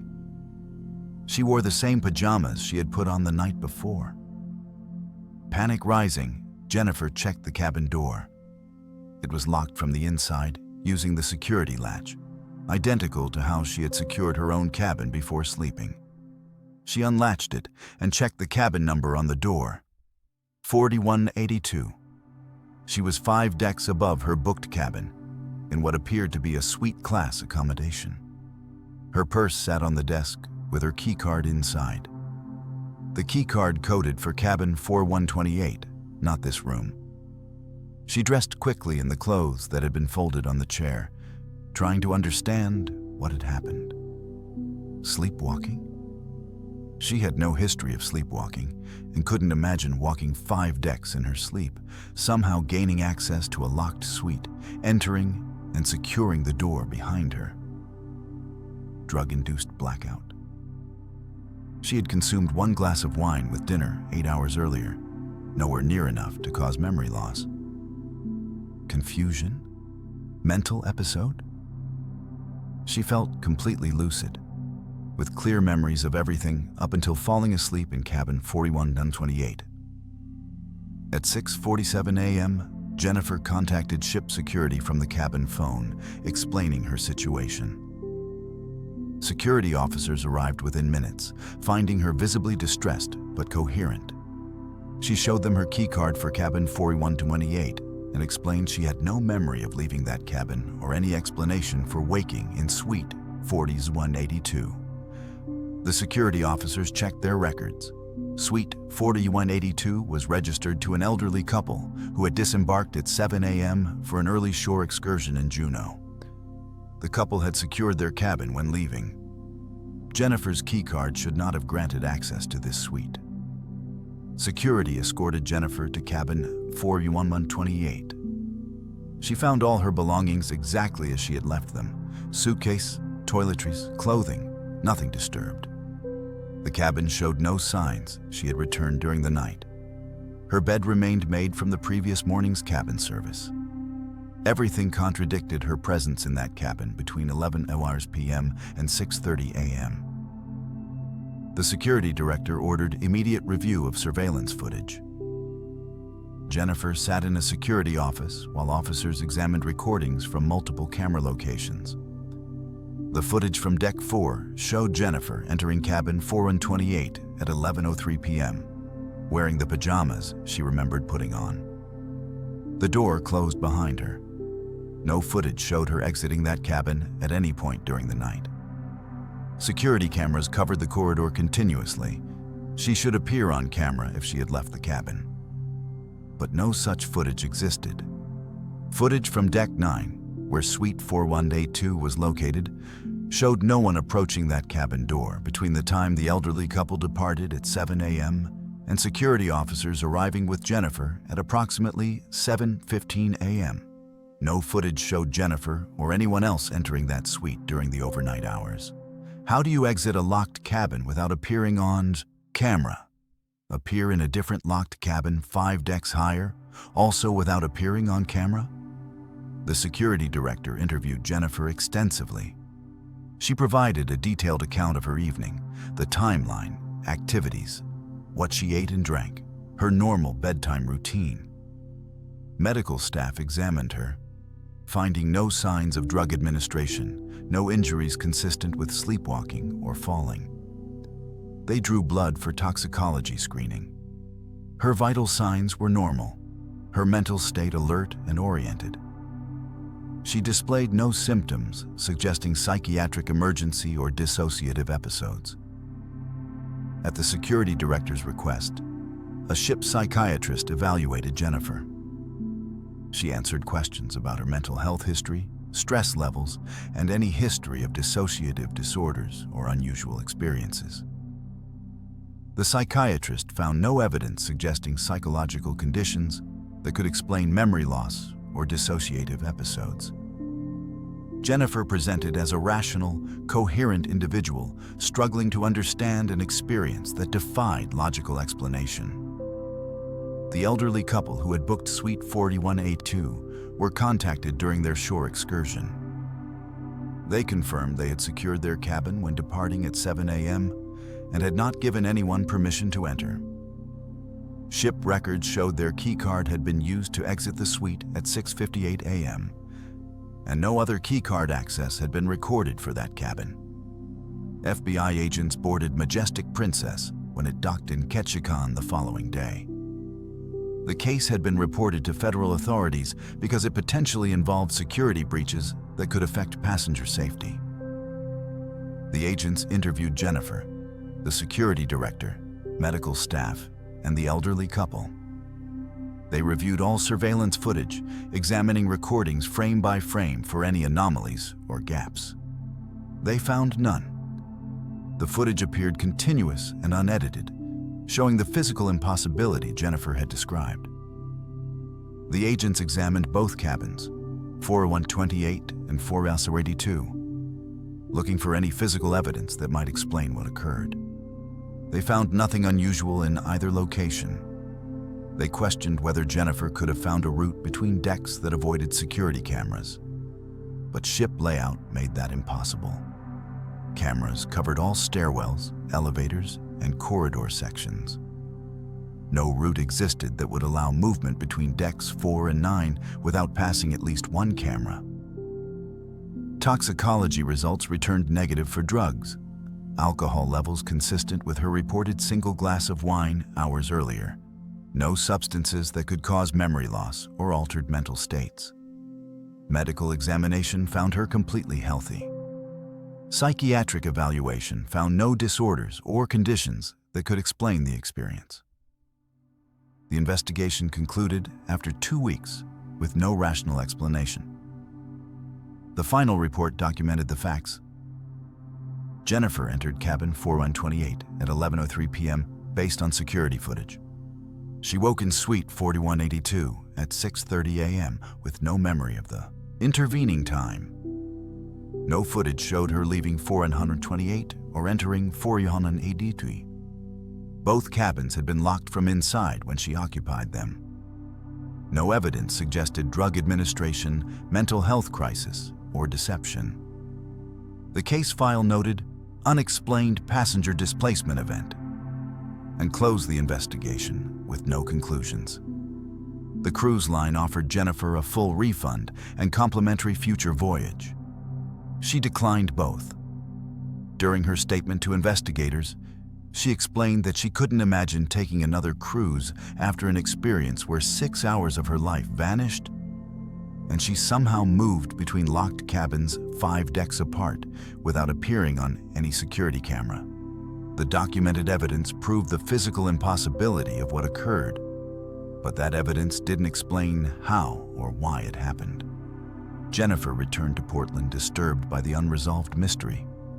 The experience challenged everything her rational, logic-based worldview accepted as possible. She had approached her first cruise with careful planning and structured expectations. She returned having experienced something that shouldn't exist. A documented physical displacement that violated known reality, supported by security footage showing her simultaneous absence from 2 locations where she provably existed. Majestic Princess continues operating Alaska cruises. Both Cabin 4128 and Suite 4182 remain in service, showing no subsequent anomalies. The security footage from September 2022 exists in investigation files as evidence of an incident that multiple agencies examined and none could explain. The footage shows Jennifer entering one cabin and never leaving, while she woke in a different cabin with no footage showing her arrival. A documented impossibility that no investigation could resolve. What haunts Jennifer involves not what happened, but what didn't happen. The missing 6 hours of her life for which no evidence exists. She went to sleep in one location and woke in another, with her memories of the intervening time simply gone, leaving only the impossible fact that she moved between 2 locked spaces without using any physical route or appearing on any camera that should have recorded her passage. The case represents a documented anomaly where a person physically displaced across a ship with comprehensive video evidence proving it couldn't happen, yet it did. Yuki had devoted 19 years to understanding cetacean behavior through rigorous scientific methodology. At 45, the marine biologist held a PhD focused on whale communication patterns and migration routes, with published research in numerous peer-reviewed journals. Her expertise had earned her consulting contracts with Holland America Line, where she served as naturalist guide aboard Alaska cruises, providing educational presentations to passengers while conducting ongoing research. The arrangement benefited both parties. Passengers gained expert interpretation of wildlife sightings, while Yuki accessed prime research locations aboard vessels equipped with sophisticated sonar and tracking equipment. She approached each cruise as both educator and scientist, maintaining detailed observation logs and coordinating with bridge officers to document marine life encounters. July 2023 found her aboard Nordam during a 14-day Alaska cruise that included extended time in Frederick Sound, one of Southeast Alaska's premier whale-watching locations. The Sound's nutrient-rich waters attracted humpback whales, orcas, and occasionally blue whales during summer feeding season. Yuki had visited these waters dozens of times over her career, documenting whale populations and behavior patterns. She knew what to expect: the typical species, their feeding behaviors, their acoustic signatures. Nothing in her extensive experience prepared her for what the ship's sonar would detect on July 18th. The afternoon whale-watching expedition began at 2 p.m. with ideal conditions: calm seas, clear visibility, and multiple humpback whale sightings that delighted passengers gathered on deck. Yuki provided commentary through the ship's public address system, explaining whale behaviors and identifying individual animals based on fluke patterns.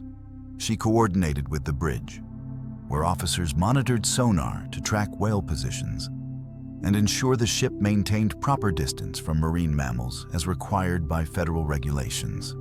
At 2:15 p.m., the senior navigation officer contacted Yuki with unusual information. The ship's sonar had detected a massive contact at depth 200 feet, approximately 800 meters off the starboard bow.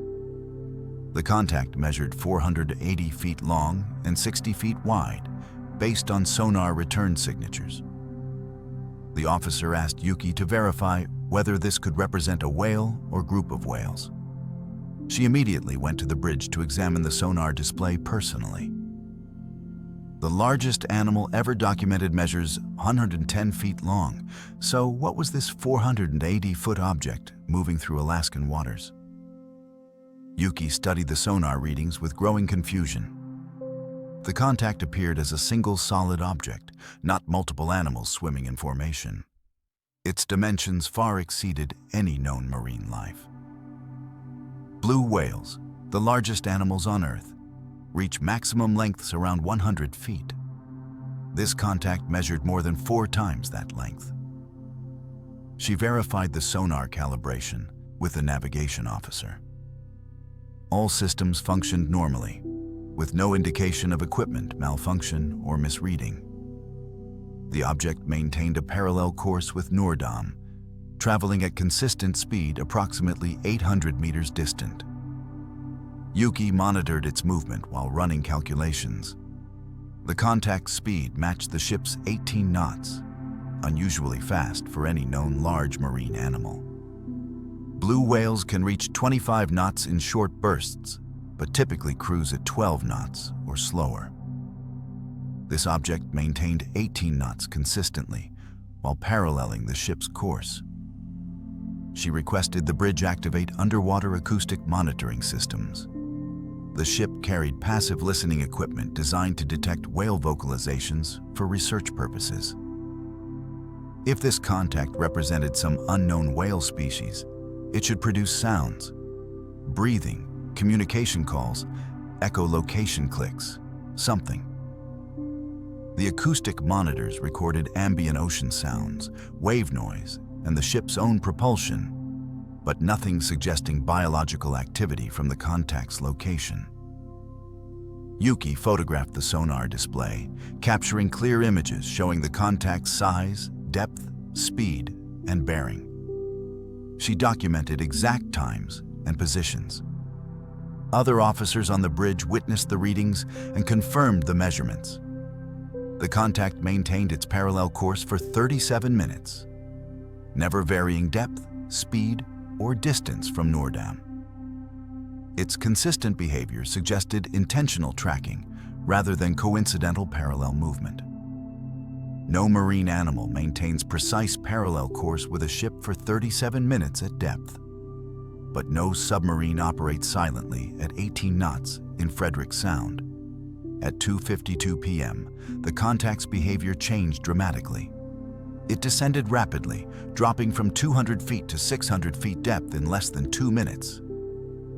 Sonar tracked its descent: 900 feet, 1,200 feet, 1,500 feet.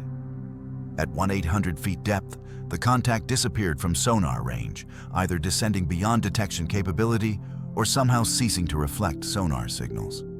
The sudden departure left no acoustic signature, no disturbance pattern, nothing suggesting how something that large could accelerate to such extreme depth so quickly.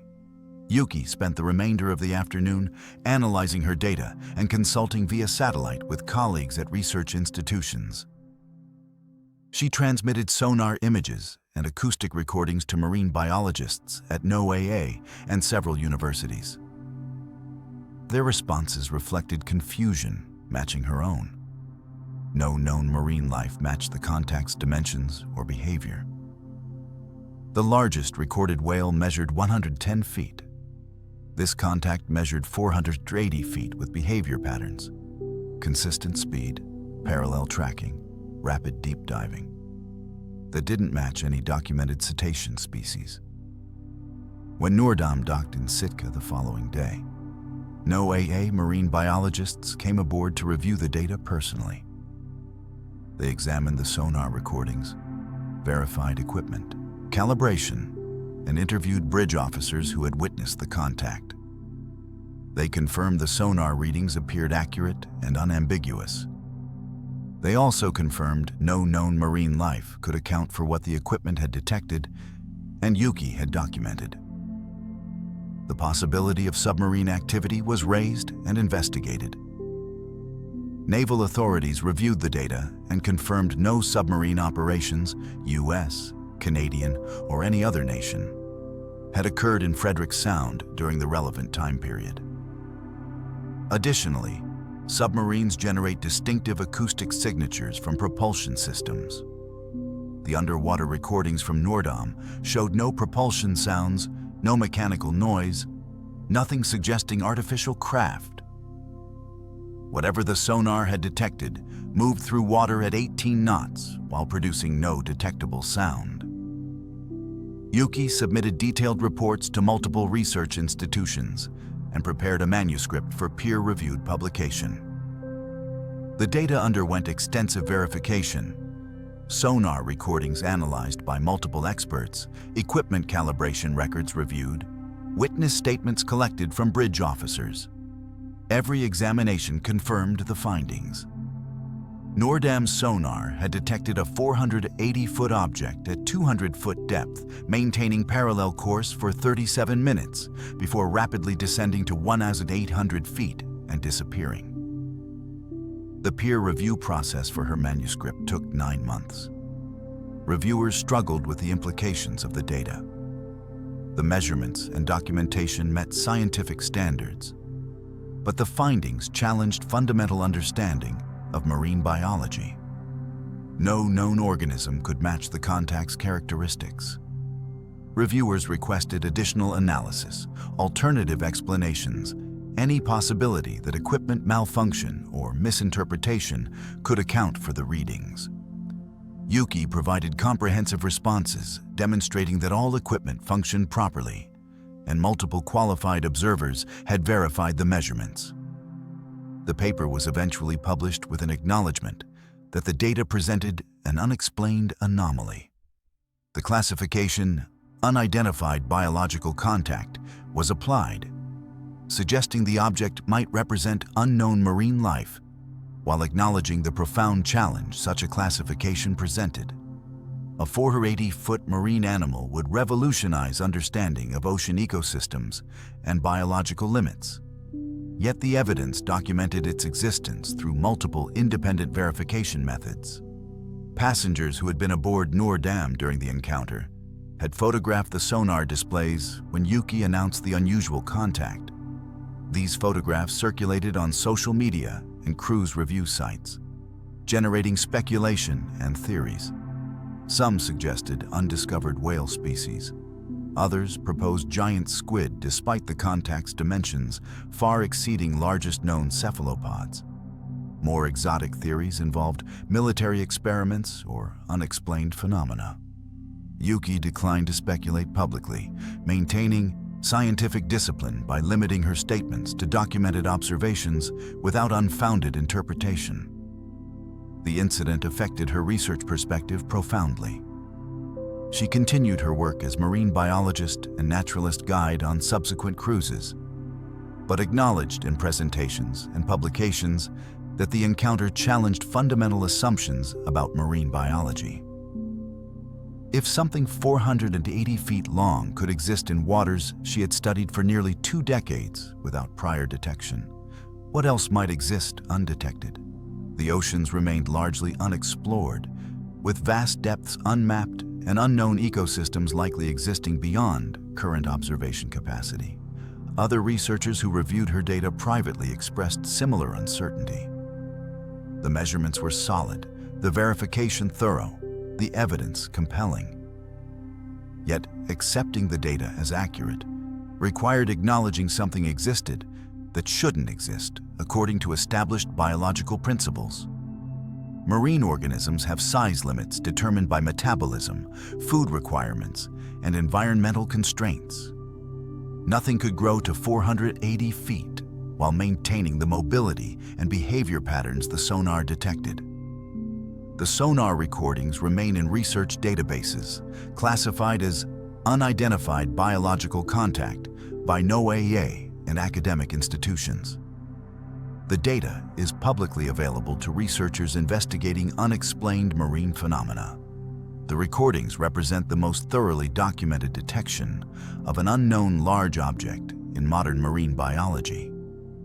Verified by multiple systems, witnessed by qualified observers, analyzed by experts, and published in peer-reviewed literature. What disturbs marine biologists who study the case involves the challenge it presents to established understanding. If Yuki's data is accurate, and multiple verification processes confirm it is, then something fundamental about marine biology remains unknown. Either unknown organisms of impossible size exist in well-studied waters, or sonar and acoustic systems can produce coordinated false readings that perfectly mimic biological contacts, while showing no equipment malfunction. Neither explanation satisfies scientific understanding. Unknown megafauna violates biological principles about maximum organism size and metabolic requirements. Coordinated equipment failure producing precise false readings for 37 minutes contradicts everything known about sonar technology and system redundancy.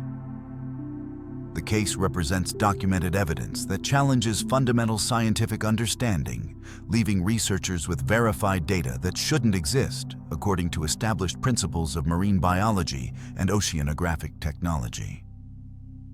Yuki continues her research, having published over 30 works since the encounter. She approaches her work with the same rigorous methodology that documented the Frederick Sound contact.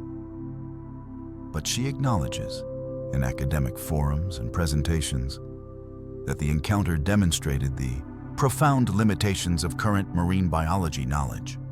The documented evidence from July 2023 remains unexplained, representing either unknown marine life that challenges every biological principle or a technological anomaly that shouldn't be possible with modern verified equipment. Neither option fitting comfortably within established scientific frameworks. Luis had transformed cruise ship photography from simple vacation snapshots into sophisticated digital art. At 38, the professional photographer possessed 14 years of shipboard experience and extensive expertise in digital imaging technology. His role aboard Norwegian Bliss involved managing a team of 6 photographers who captured passenger experiences throughout each cruise. Formal portraits, candid action shots, dining moments, shore excursion departures. The operation required coordinating 12 professional cameras, maintaining strict quality control, and processing hundreds of images daily through sophisticated editing software. Luis prided himself on technical precision, ensuring every photograph met professional standards for lighting, composition, and digital clarity. April 2021 found him overseeing photo operations during a 7-day Alaska cruise that would fundamentally challenge his understanding of digital photography. The cruise departed Seattle on April 17th, carrying 3,847 passengers eager to experience Alaska's dramatic coastline, glaciers, and wildlife.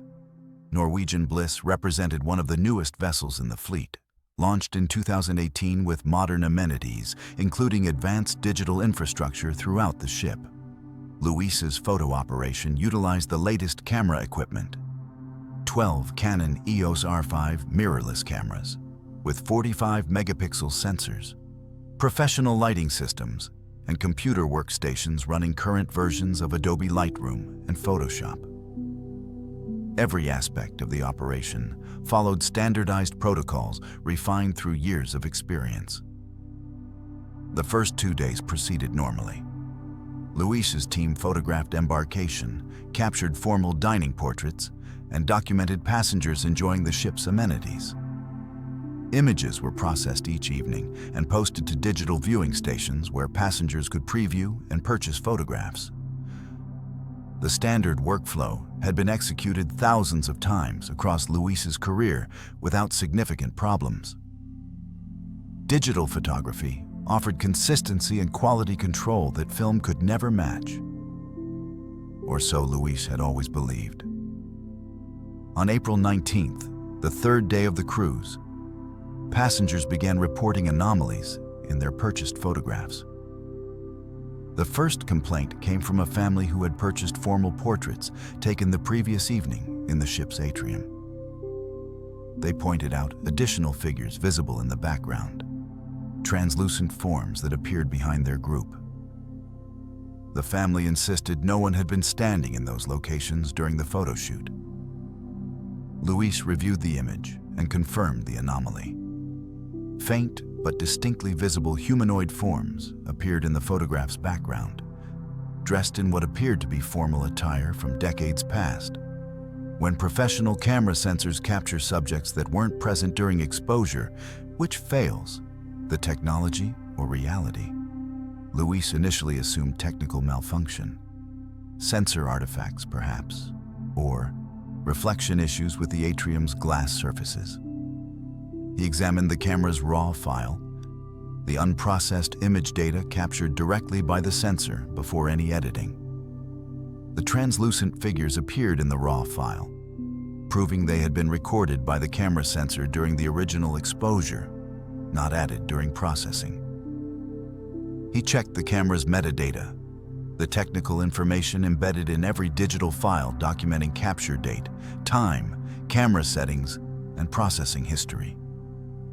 The metadata confirmed the image had been captured at the documented time with no post-processing beyond standard color correction. The anomalous figures had been present in the original capture. By mid-afternoon, additional passengers reported similar problems.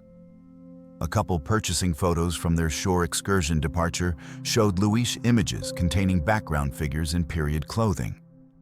Men in 1930s-style suits, women in long dresses characteristic of early 20th century fashion. These figures appeared translucent, as if partially transparent, visible but not solid. The couple insisted no one dressed in such clothing had been on deck during the photo session that morning. Luis began systematic review of all photographs taken since the cruise began. He examined RAW files, checking metadata for any indication of tampering or manipulation. By evening, he had identified 89 separate photographs across multiple locations and times that showed similar anomalies. The translucent figures appeared in formal dining room portraits, casual deck shots, departure photos, and images from various public spaces throughout the ship. 12 different cameras had captured the anomalies, eliminating the possibility of a single malfunctioning device. The figures' clothing consistently matched 1920s through 1940s styling, formal wear, period dress fashions, hairstyles characteristic of that era. Some figures appeared in multiple unrelated photographs taken hours apart in different ship sections. Luis documented one particular figure, a woman in a 1930s-style evening gown, who appeared in 7 separate images taken over 2 days in locations ranging from the theater to the promenade deck. No passenger aboard Norwegian Bliss matched that description or wore such clothing during the cruise. Luis contacted Norwegian Cruise Line's technical support and explained the situation. He transmitted sample images and camera metadata for analysis. Technical specialists initially suggested equipment malfunction, but when Luis confirmed 12 separate cameras had captured similar anomalies, they acknowledged the impossibility of coordinated equipment failure.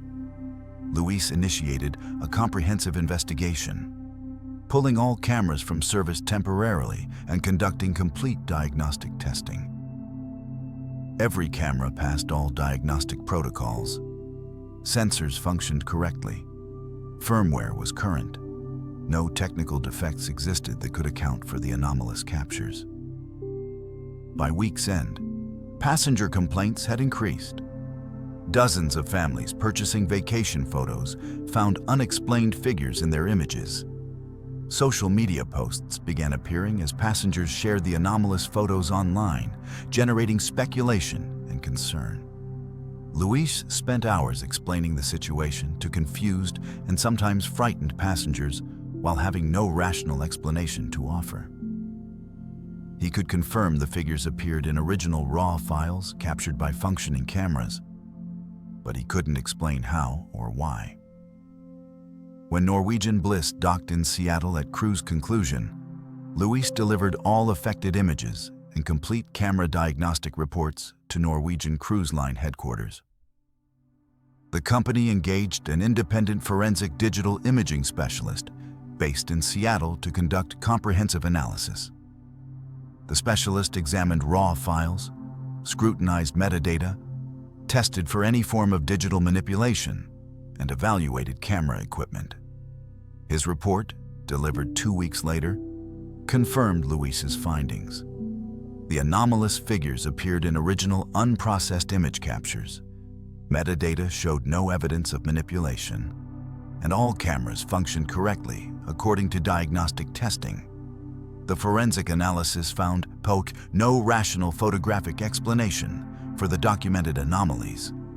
The investigation took an even stranger turn when Luis, researching historical cruise operations in Pacific Northwest waters, discovered archival passenger lists from Princess Marguerite, a Canadian Pacific steamship that operated Alaska cruises from 1925 through 1949. He obtained historical photographs of the vessel and its passengers from Maritime archives.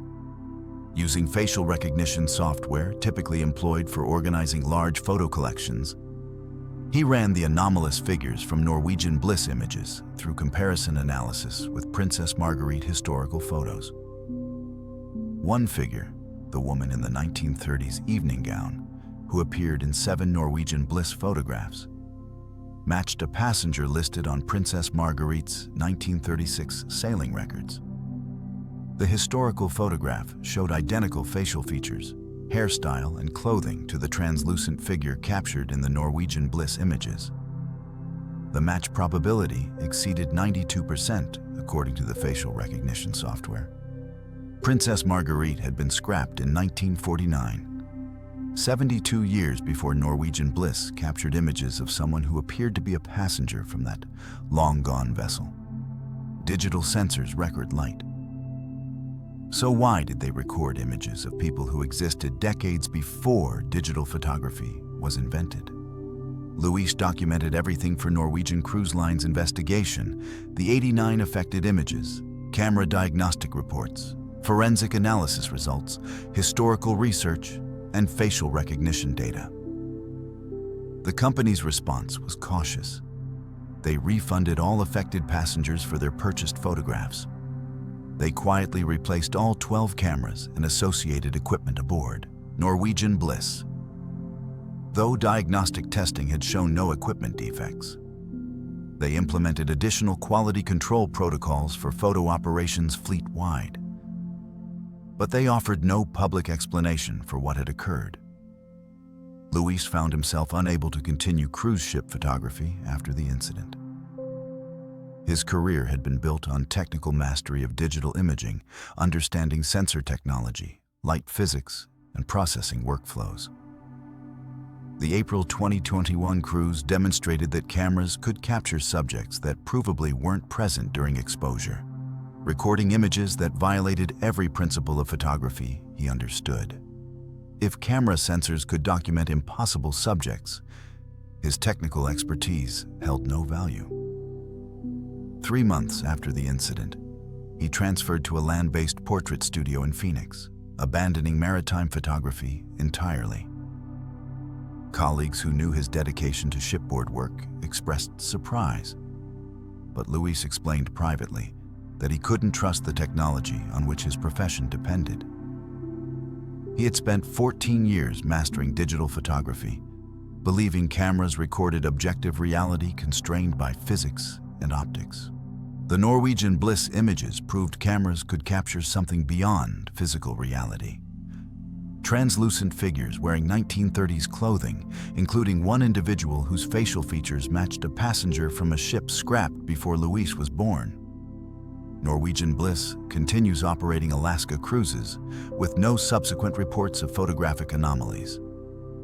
The photo operation uses entirely new equipment following the April 2021 incident.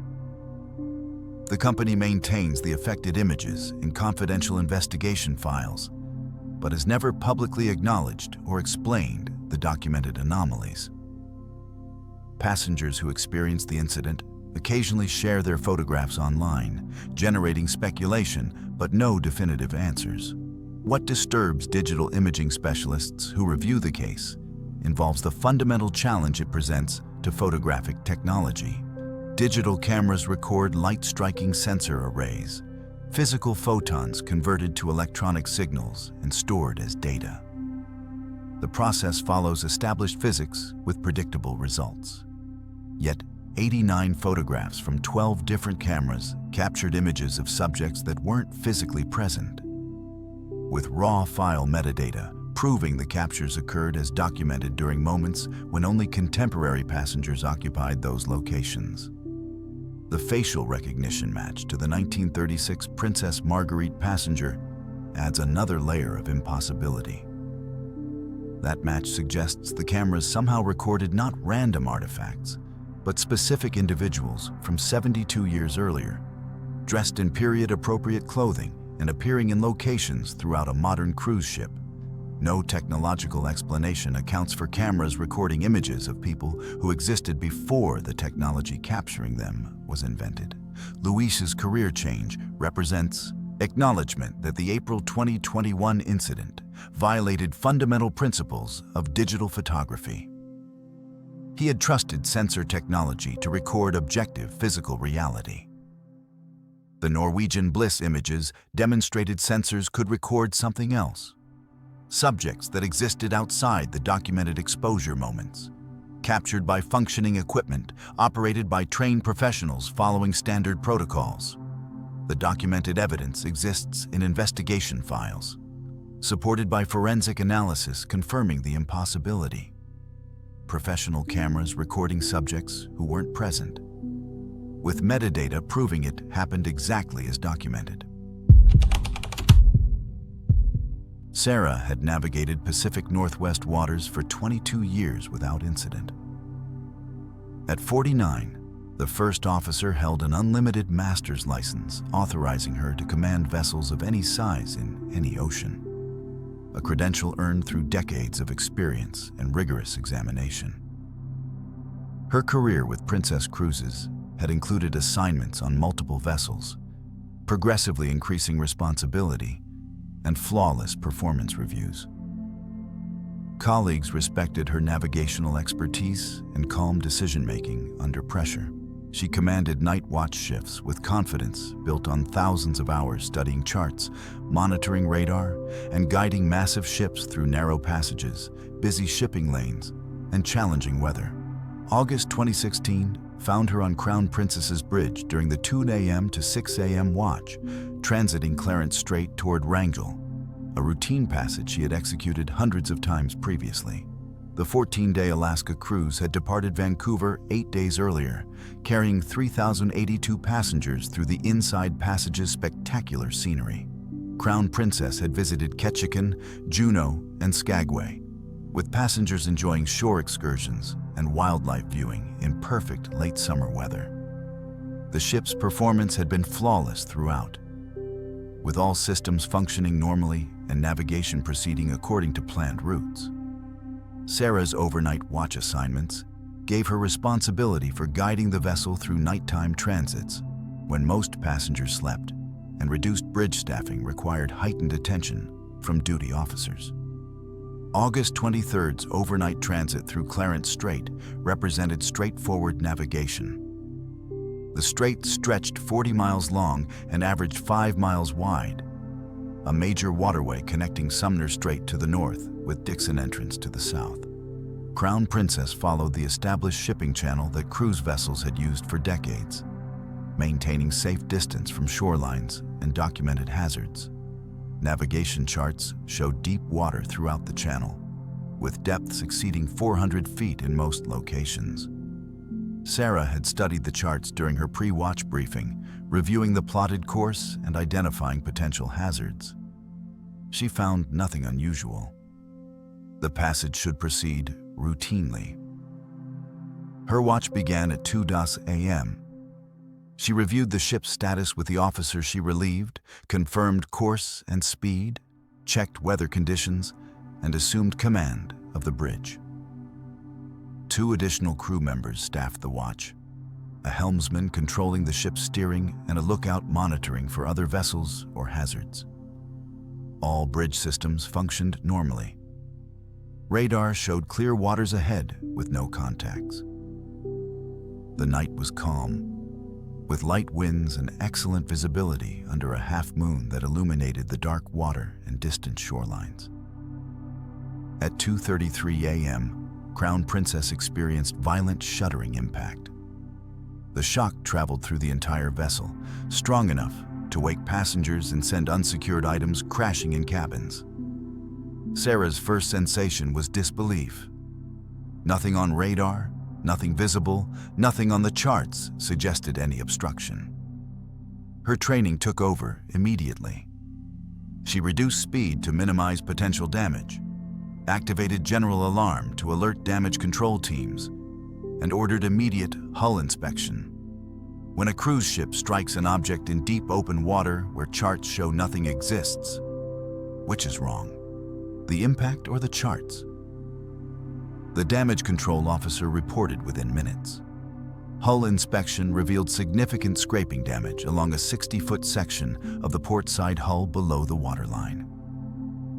The damage pattern suggested the ship had scraped along a reef or underwater rock formation, gouging metal and removing paint across a substantial area. But Sarah's position plot placed Crown Princess in the center of Clarence Strait's navigation channel, in water charted at 480 feet deep. No reefs, no rocks, no underwater obstructions existed at that location, according to navigation charts based on decades of hydrographic surveys. Sarah immediately checked all navigation systems. GPS confirmed the ship's position. Radar showed no contacts. Sonar, activated to scan for underwater obstructions, detected nothing, just the flat, featureless bottom 480 feet below the keel. The ship's course recorder, which documented every movement, showed Crown Princess had maintained the planned route through the center of the channel. She had not deviated toward shore. She had not left the deep water shipping lane. Yet the ship had clearly struck something solid enough to cause substantial damage. The captain arrived on the bridge at 2:41 a.m., awakened by the general alarm. Sarah briefed him on the situation: unexplained impact, significant hull damage, position in deep water, far from any charted hazards. Together, they reviewed navigation data, checked all systems, and coordinated damage assessment. The hull damage remained above critical water lines, presenting no immediate flooding danger. But the extent of scraping suggested prolonged contact with a large solid object. The ship reduced speed to 8 knots and altered course to reach Wrangell, the nearest port with facilities to conduct thorough damage inspection. Crown Princess arrived in Wrangell at 6:15 a.m. Divers entered the water at first light to examine the damaged hull section. Their underwater video documentation showed gouges, scrapes, and metal deformation consistent with forceful contact against rough stone or reef material. The damage pattern indicated the ship had scraped along an underwater obstruction extending at least 60 feet in length. Marine growth and paint residue analysis suggested recent contact with natural rock formation. Yet Crown Princess's documented position during the impact placed the ship in proven deep water with no underwater obstructions within miles. Coast Guard investigators arrived in Wrangell by mid-morning. They interviewed Sarah and all bridge crew on duty during the incident. They reviewed navigation data, examined charts, checked equipment calibration, and studied the ship's course recorder. Every system confirmed Crown Princess had maintained proper course through the center of Clarence Strait. The investigators contacted hydrographic survey authorities to verify chart accuracy for that region. The charts were current, based on recent surveys, showing no underwater hazards at the documented impact location. The investigation expanded to underwater surveys of the area where Crown Princess experienced the collision. Coast Guard vessels equipped with side-scan sonar conducted comprehensive mapping of the strait bottom. They detected no previously unknown obstructions, no uncharted reefs, no rock formations that could have caused the documented damage. The seafloor matched existing chart data. Flat bottom at 480-foot depth with no anomalous features. Paint and material samples collected from the damaged hull underwent forensic analysis. Laboratory examination identified mineral composition matching volcanic rock, basalt, and andesite formations common in Alaska's geological structure. The analysis confirmed Crown Princess had contacted natural rock, not artificial objects or debris.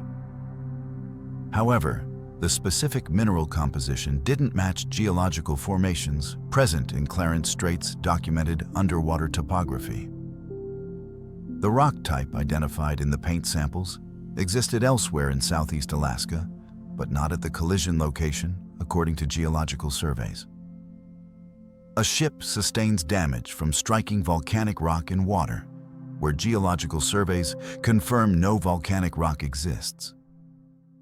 Sarah submitted a detailed incident report documenting every aspect of the collision: exact time, position, damage assessment, navigation data, and witness statements. Her report acknowledged the physical impossibility. Crown Princess had struck a substantial underwater obstruction that caused 60 feet of scraping damage. Yet that obstruction didn't exist according to comprehensive navigation charts, real-time sonar, underwater surveys, and hydrographic mapping. She described the impact as violent and unmistakable, with damage patterns proving solid contact occurred. But she couldn't identify what the ship had struck or explain how collision damage could result from striking something that provably wasn't there. The investigation concluded 6 weeks later, with findings that satisfied neither investigators nor Princess Cruises. The report confirmed the collision occurred as described by Sarah and documented by damage assessment. It verified that navigation charts showed no hazards at the impact location. It acknowledged underwater surveys detected no obstructions that could have caused the damage. It noted the geological inconsistency between paint sample analysis and the region's documented rock formations. The report concluded with the unsatisfying statement that Crown Princess had experienced contact with underwater obstruction of unknown origin and location. Crown Princess underwent hull repairs in dry dock, with damaged sections replaced and the vessel restored to full operational status. Sarah continued as first officer, resuming her duties after the investigation concluded. However, she submitted supplemental testimony, noting the fundamental impossibility she had documented. Her navigational training and 22 years of experience had taught her to trust charts, instruments, and verified survey data.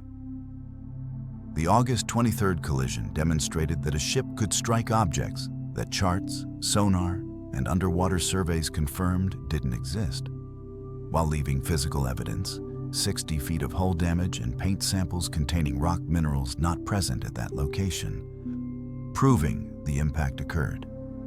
The incident affected Sarah's approach to navigation. She had commanded hundreds of overnight watches through Alaska waters, trusting that charted deep water channels contained no hazards beyond those documented on navigation charts. The Crown Princess collision proved that assumption false. Something substantial enough to damage a cruise ship's hull existed in Clarence Strait, despite no evidence of its presence in any hydrographic survey.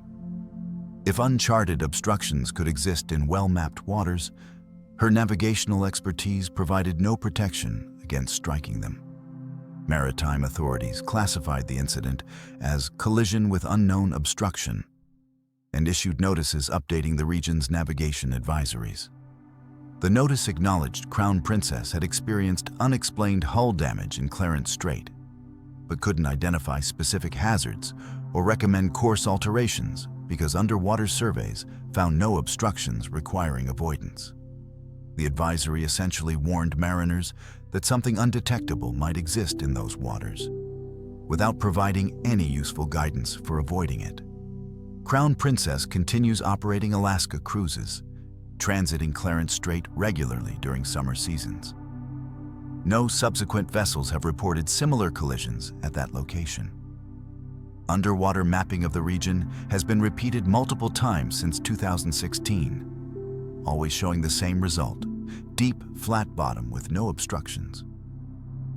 Whatever Crown Princess struck that August night apparently no longer exists, or exists in a form that hydrographic equipment cannot detect.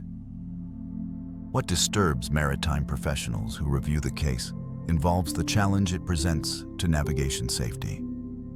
Modern vessels rely on accurate charts based on comprehensive surveys. The Crown Princess incident proved that ships can strike substantial obstructions that surveys cannot detect and charts cannot document. The hull damage provides irrefutable evidence the collision occurred. The navigation data proves the ship occupied deep water, far from charted hazards. The underwater surveys confirm no obstructions exist at that location. Yet the damage exists, documented by photographs, diver inspection, and repair records showing 60 feet of hull scraped by volcanic rock that geological surveys confirm shouldn't be present at that location. Sarah maintained her position as first officer, but acknowledged in professional forums that the incident challenged fundamental assumptions about navigation safety. Charts and instruments had always provided reliable guidance throughout her career. The August 2016 collision demonstrated they could be completely accurate while being completely wrong, showing no hazards where a hazard substantial enough to damage a cruise ship's hull provably existed. The documented evidence from that night represents an unsolvable contradiction. Verified collision damage from striking an object that comprehensive surveys confirm isn't there, leaving investigators with physical proof something impossible occurred. Sebastian had spent 26 years ensuring passenger safety through meticulous equipment maintenance. At 52, the senior safety officer held certifications in emergency response, maritime safety systems, and rescue operations that qualified him to oversee critical safety equipment aboard cruise vessels. His responsibilities aboard Island Princess included weekly inspections of all 16 lifeboats, verifying proper operation of davit launching systems, checking emergency supplies, and ensuring every safety mechanism functioned according to stringent maritime regulations. He approached inspections with methodical precision, documenting every detail and addressing any irregularities immediately. In 26 years, he had never encountered equipment anomalies he couldn't explain through mechanical failure, maintenance issues, or operational causes. November 2019 would challenge that perfect record. The 14-day Inside Passage cruise had departed Seattle 6 days earlier, carrying 2,200 passengers through Alaska's spectacular coastal waters. Island Princess operated flawlessly, with all systems performing as designed. Weather conditions remained favorable throughout the voyage, with calm seas and clear skies. Sebastian conducted his scheduled lifeboat inspections each morning, beginning before sunrise to avoid disrupting passenger activities. The inspections followed established protocols: visual examination of davit mechanisms, verification of securing cables, checks of emergency equipment stored inside each lifeboat, and documentation of findings. November 12th's inspection began at 6 a.m. with lifeboats on the port side deck 5. Everything appeared normal through the first 7 boats. Lifeboat 7, positioned starboard side of deck 5, showed immediate irregularities. Sebastian noticed wet davit mechanisms, the hydraulic systems that swung lifeboats out from the ship and lowered them to water. The davits should be dry during routine cruise operations. Wetness indicated recent use. He examined the securing cables that held lifeboats firmly against the ship's hull. They appeared displaced, showing stress patterns consistent with deployment weight. Most concerning, moisture covered the lifeboat's exterior, with water pooled inside the sealed compartments that should remain completely dry between inspections. When emergency equipment shows undeniable evidence of recent use, but monitoring systems confirm it was never deployed, which evidence is false? Sebastian documented the anomalies with photographs before investigating further. He opened Lifeboat 7's access hatch and climbed inside. The interior should have been pristine, emergency supplies neatly stored, seating arranged in standard configuration, equipment secured in designated locations. Instead, he found disturbed seating, with cushions showing compression patterns suggesting recent occupancy. Emergency supply containers appeared accessed, though none were missing or damaged, most striking moisture-covered surfaces throughout the interior. Not condensation, but actual standing water, as if the lifeboat had been launched and exposed to spray. He immediately contacted the bridge and reported his findings. The staff captain arrived within 15 minutes, accompanied by the chief engineer and security director. They examined Lifeboat 7 together, verifying Sebastian's observations. The evidence clearly indicated recent deployment: wet mechanisms, displaced cables, moisture inside the sealed boat, disturbed seating. But Island Princess maintained comprehensive monitoring systems specifically designed to detect any lifeboat deployment. Those systems showed no activation. The ship's automated launch system tracked every aspect of lifeboat operations. Sensors monitored davit movement, cable tension, and securing mechanisms. Computer logs recorded any activity involving lifeboats. The security director accessed those logs immediately. They showed zero activity for Lifeboat 7 since the previous inspection 4 days earlier. No deployment sequence had occurred. No davit movement was recorded. No cable tension changes were logged. According to the monitoring systems, Lifeboat 7 had remained completely stationary in its secured position. Security footage review revealed additional impossibilities. Cameras covered the Deck 5 area where Lifeboat 7 was positioned, recording continuously. The footage showed no crew accessing the lifeboat, no passengers approaching the area, no deployment sequence occurring. Manual lifeboat launch required two-person operation following strict protocols, releasing securing pins, operating davit controls, coordinating lowering sequence. All operations required keycard access logged in the security system. No such access had been recorded, yet the physical evidence remained undeniable. Sebastian collected water samples from inside the lifeboat for analysis. Testing confirmed saltwater contact within the previous 12 hours. He conducted metallurgy analysis on the davit mechanisms, finding salt residue and corrosion patterns consistent with recent seawater exposure. The securing cables showed microscopic fiber stress patterns, indicating they had supported the full weight of the lifeboat during deployment and recovery.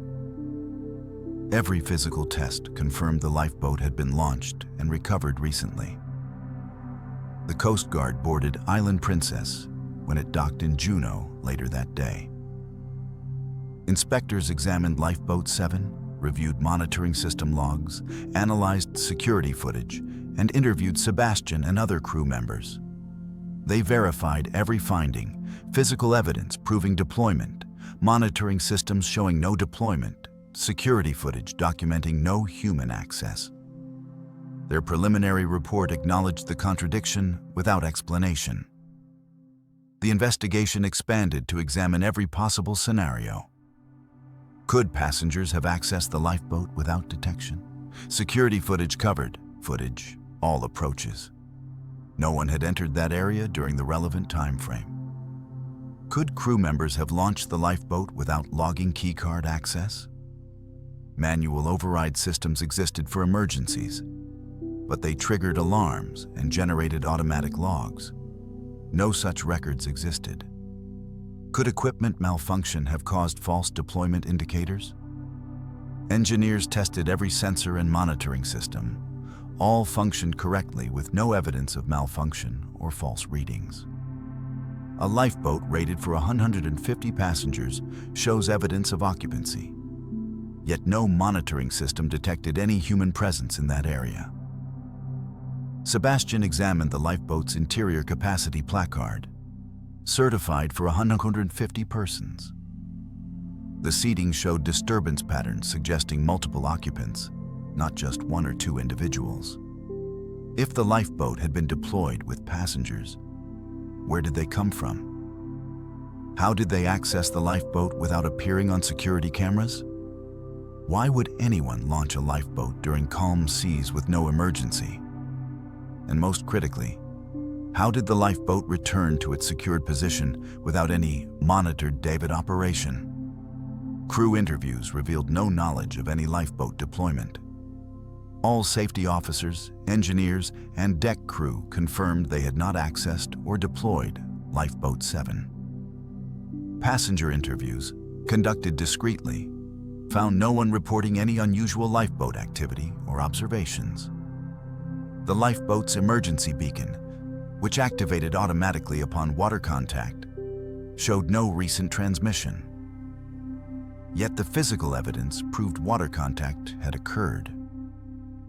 The Coast Guard investigation concluded after 3 weeks, with findings that satisfied no one.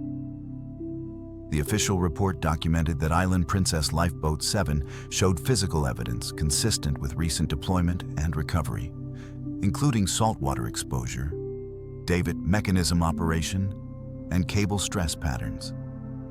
The report also documented that ship monitoring systems, security footage, and crew testimony provided no evidence supporting deployment. The investigation classified the incident as unexplained equipment anomaly, with conflicting physical and system evidence. Island Princess underwent complete safety system evaluation in dry dock following the cruise. Engineers examined all 16 lifeboats, tested monitoring systems, reviewed security camera coverage, and verified sensor functionality. Every system tested perfectly. Lifeboat 7 showed no defects, no mechanical problems, no abnormalities beyond the documented evidence of deployment that monitoring systems insisted never occurred. Sebastian submitted detailed incident reports, documenting every aspect of his findings. Photographs, sample analysis, witness observations, system logs. He had spent 26 years trusting that safety equipment either functioned correctly or showed detectable failures requiring maintenance. Lifeboat 7 demonstrated a third possibility. Equipment could show undeniable physical evidence of operation while comprehensive monitoring systems proved that operation never occurred. 3 months after the incident, Sebastian announced early retirement. His decision surprised Princess Cruises' management and colleagues who knew his dedication to maritime safety. During exit interviews, he explained that the November incident had challenged his fundamental understanding of safety systems. He had built his career on the principle that proper monitoring, maintenance, and documentation ensured equipment reliability and passenger safety. Lifeboat 7 proved that physical reality and monitored reality could fundamentally disagree, with no way to determine which was accurate. If monitoring systems confirm equipment was never deployed while physical evidence proves it was, safety protocols become meaningless. Island Princess continues operating Alaska cruises. All lifeboats, including Boat 7, remain in service and pass all inspections. No subsequent incidents have been reported involving unexplained deployment evidence. The monitoring systems continue functioning perfectly, tracking every aspect of lifeboat operations. The November 2019 incident exists in investigation files as an unexplained anomaly. Physical evidence proving deployment of a lifeboat that monitoring systems confirmed remained stationary throughout the documented period. What troubles maritime safety experts who review the case involves the fundamental challenge to safety protocols. Modern cruise vessels employ redundant monitoring systems specifically to ensure that every safety-critical operation is documented and verified. The Island Princess incident demonstrated that physical evidence can directly contradict comprehensive system monitoring, with no way to resolve the discrepancy. Either the monitoring systems failed to detect actual deployment, suggesting dangerous gaps in safety oversight, or physical evidence of deployment appeared through unknown means, suggesting phenomena beyond current safety protocols' ability to detect or explain. Sebastian's early retirement represents acknowledgement that the incident challenged core principles of maritime safety. He had trusted that proper equipment monitoring provided reliable evidence of operational status. Lifeboat 7 proved that trust could be misplaced. Physical evidence, salt water exposure, cable stress, occupancy patterns, David operation signs, indicated deployment as clearly as any evidence could. Yet every monitoring system, security camera, and logged record insisted deployment never occurred. Reconciling those contradictory facts proved impossible, leaving documented evidence of an event that provably didn't happen, or didn't happen as documented, with no way to determine which reality was accurate. The case remains open in Coast Guard investigation files, classified as unexplained with notation that conflicting evidence prevents conclusive findings. The physical evidence from November 2019 still exists. Photographs showing moisture and displacement, laboratory analysis confirming saltwater contact, metallurgy reports documenting cable stress. That evidence sits alongside system logs showing zero deployment activity, security footage showing no human access, and engineering reports confirming all monitoring systems functioned correctly. The contradiction has never been resolved, leaving maritime safety professionals with documented proof that a lifeboat was deployed by occupants who accessed it without detection, launched it without activating monitoring systems, and returned it to secured position without anyone noticing. An impossibility supported by irrefutable physical evidence. These 10 incidents represent documented cases where experienced maritime professionals encountered phenomena that defy rational explanation. Each story is supported by official reports, witness testimony, and physical evidence that investigators still cannot explain. The Pacific Northwest's waters continue operating cruise routes every day, carrying thousands of passengers through the same channels where these impossible events occurred. What other mysteries remain undocumented in these depths? I'm Mr. Nightveil. Until next time, stay vigilant.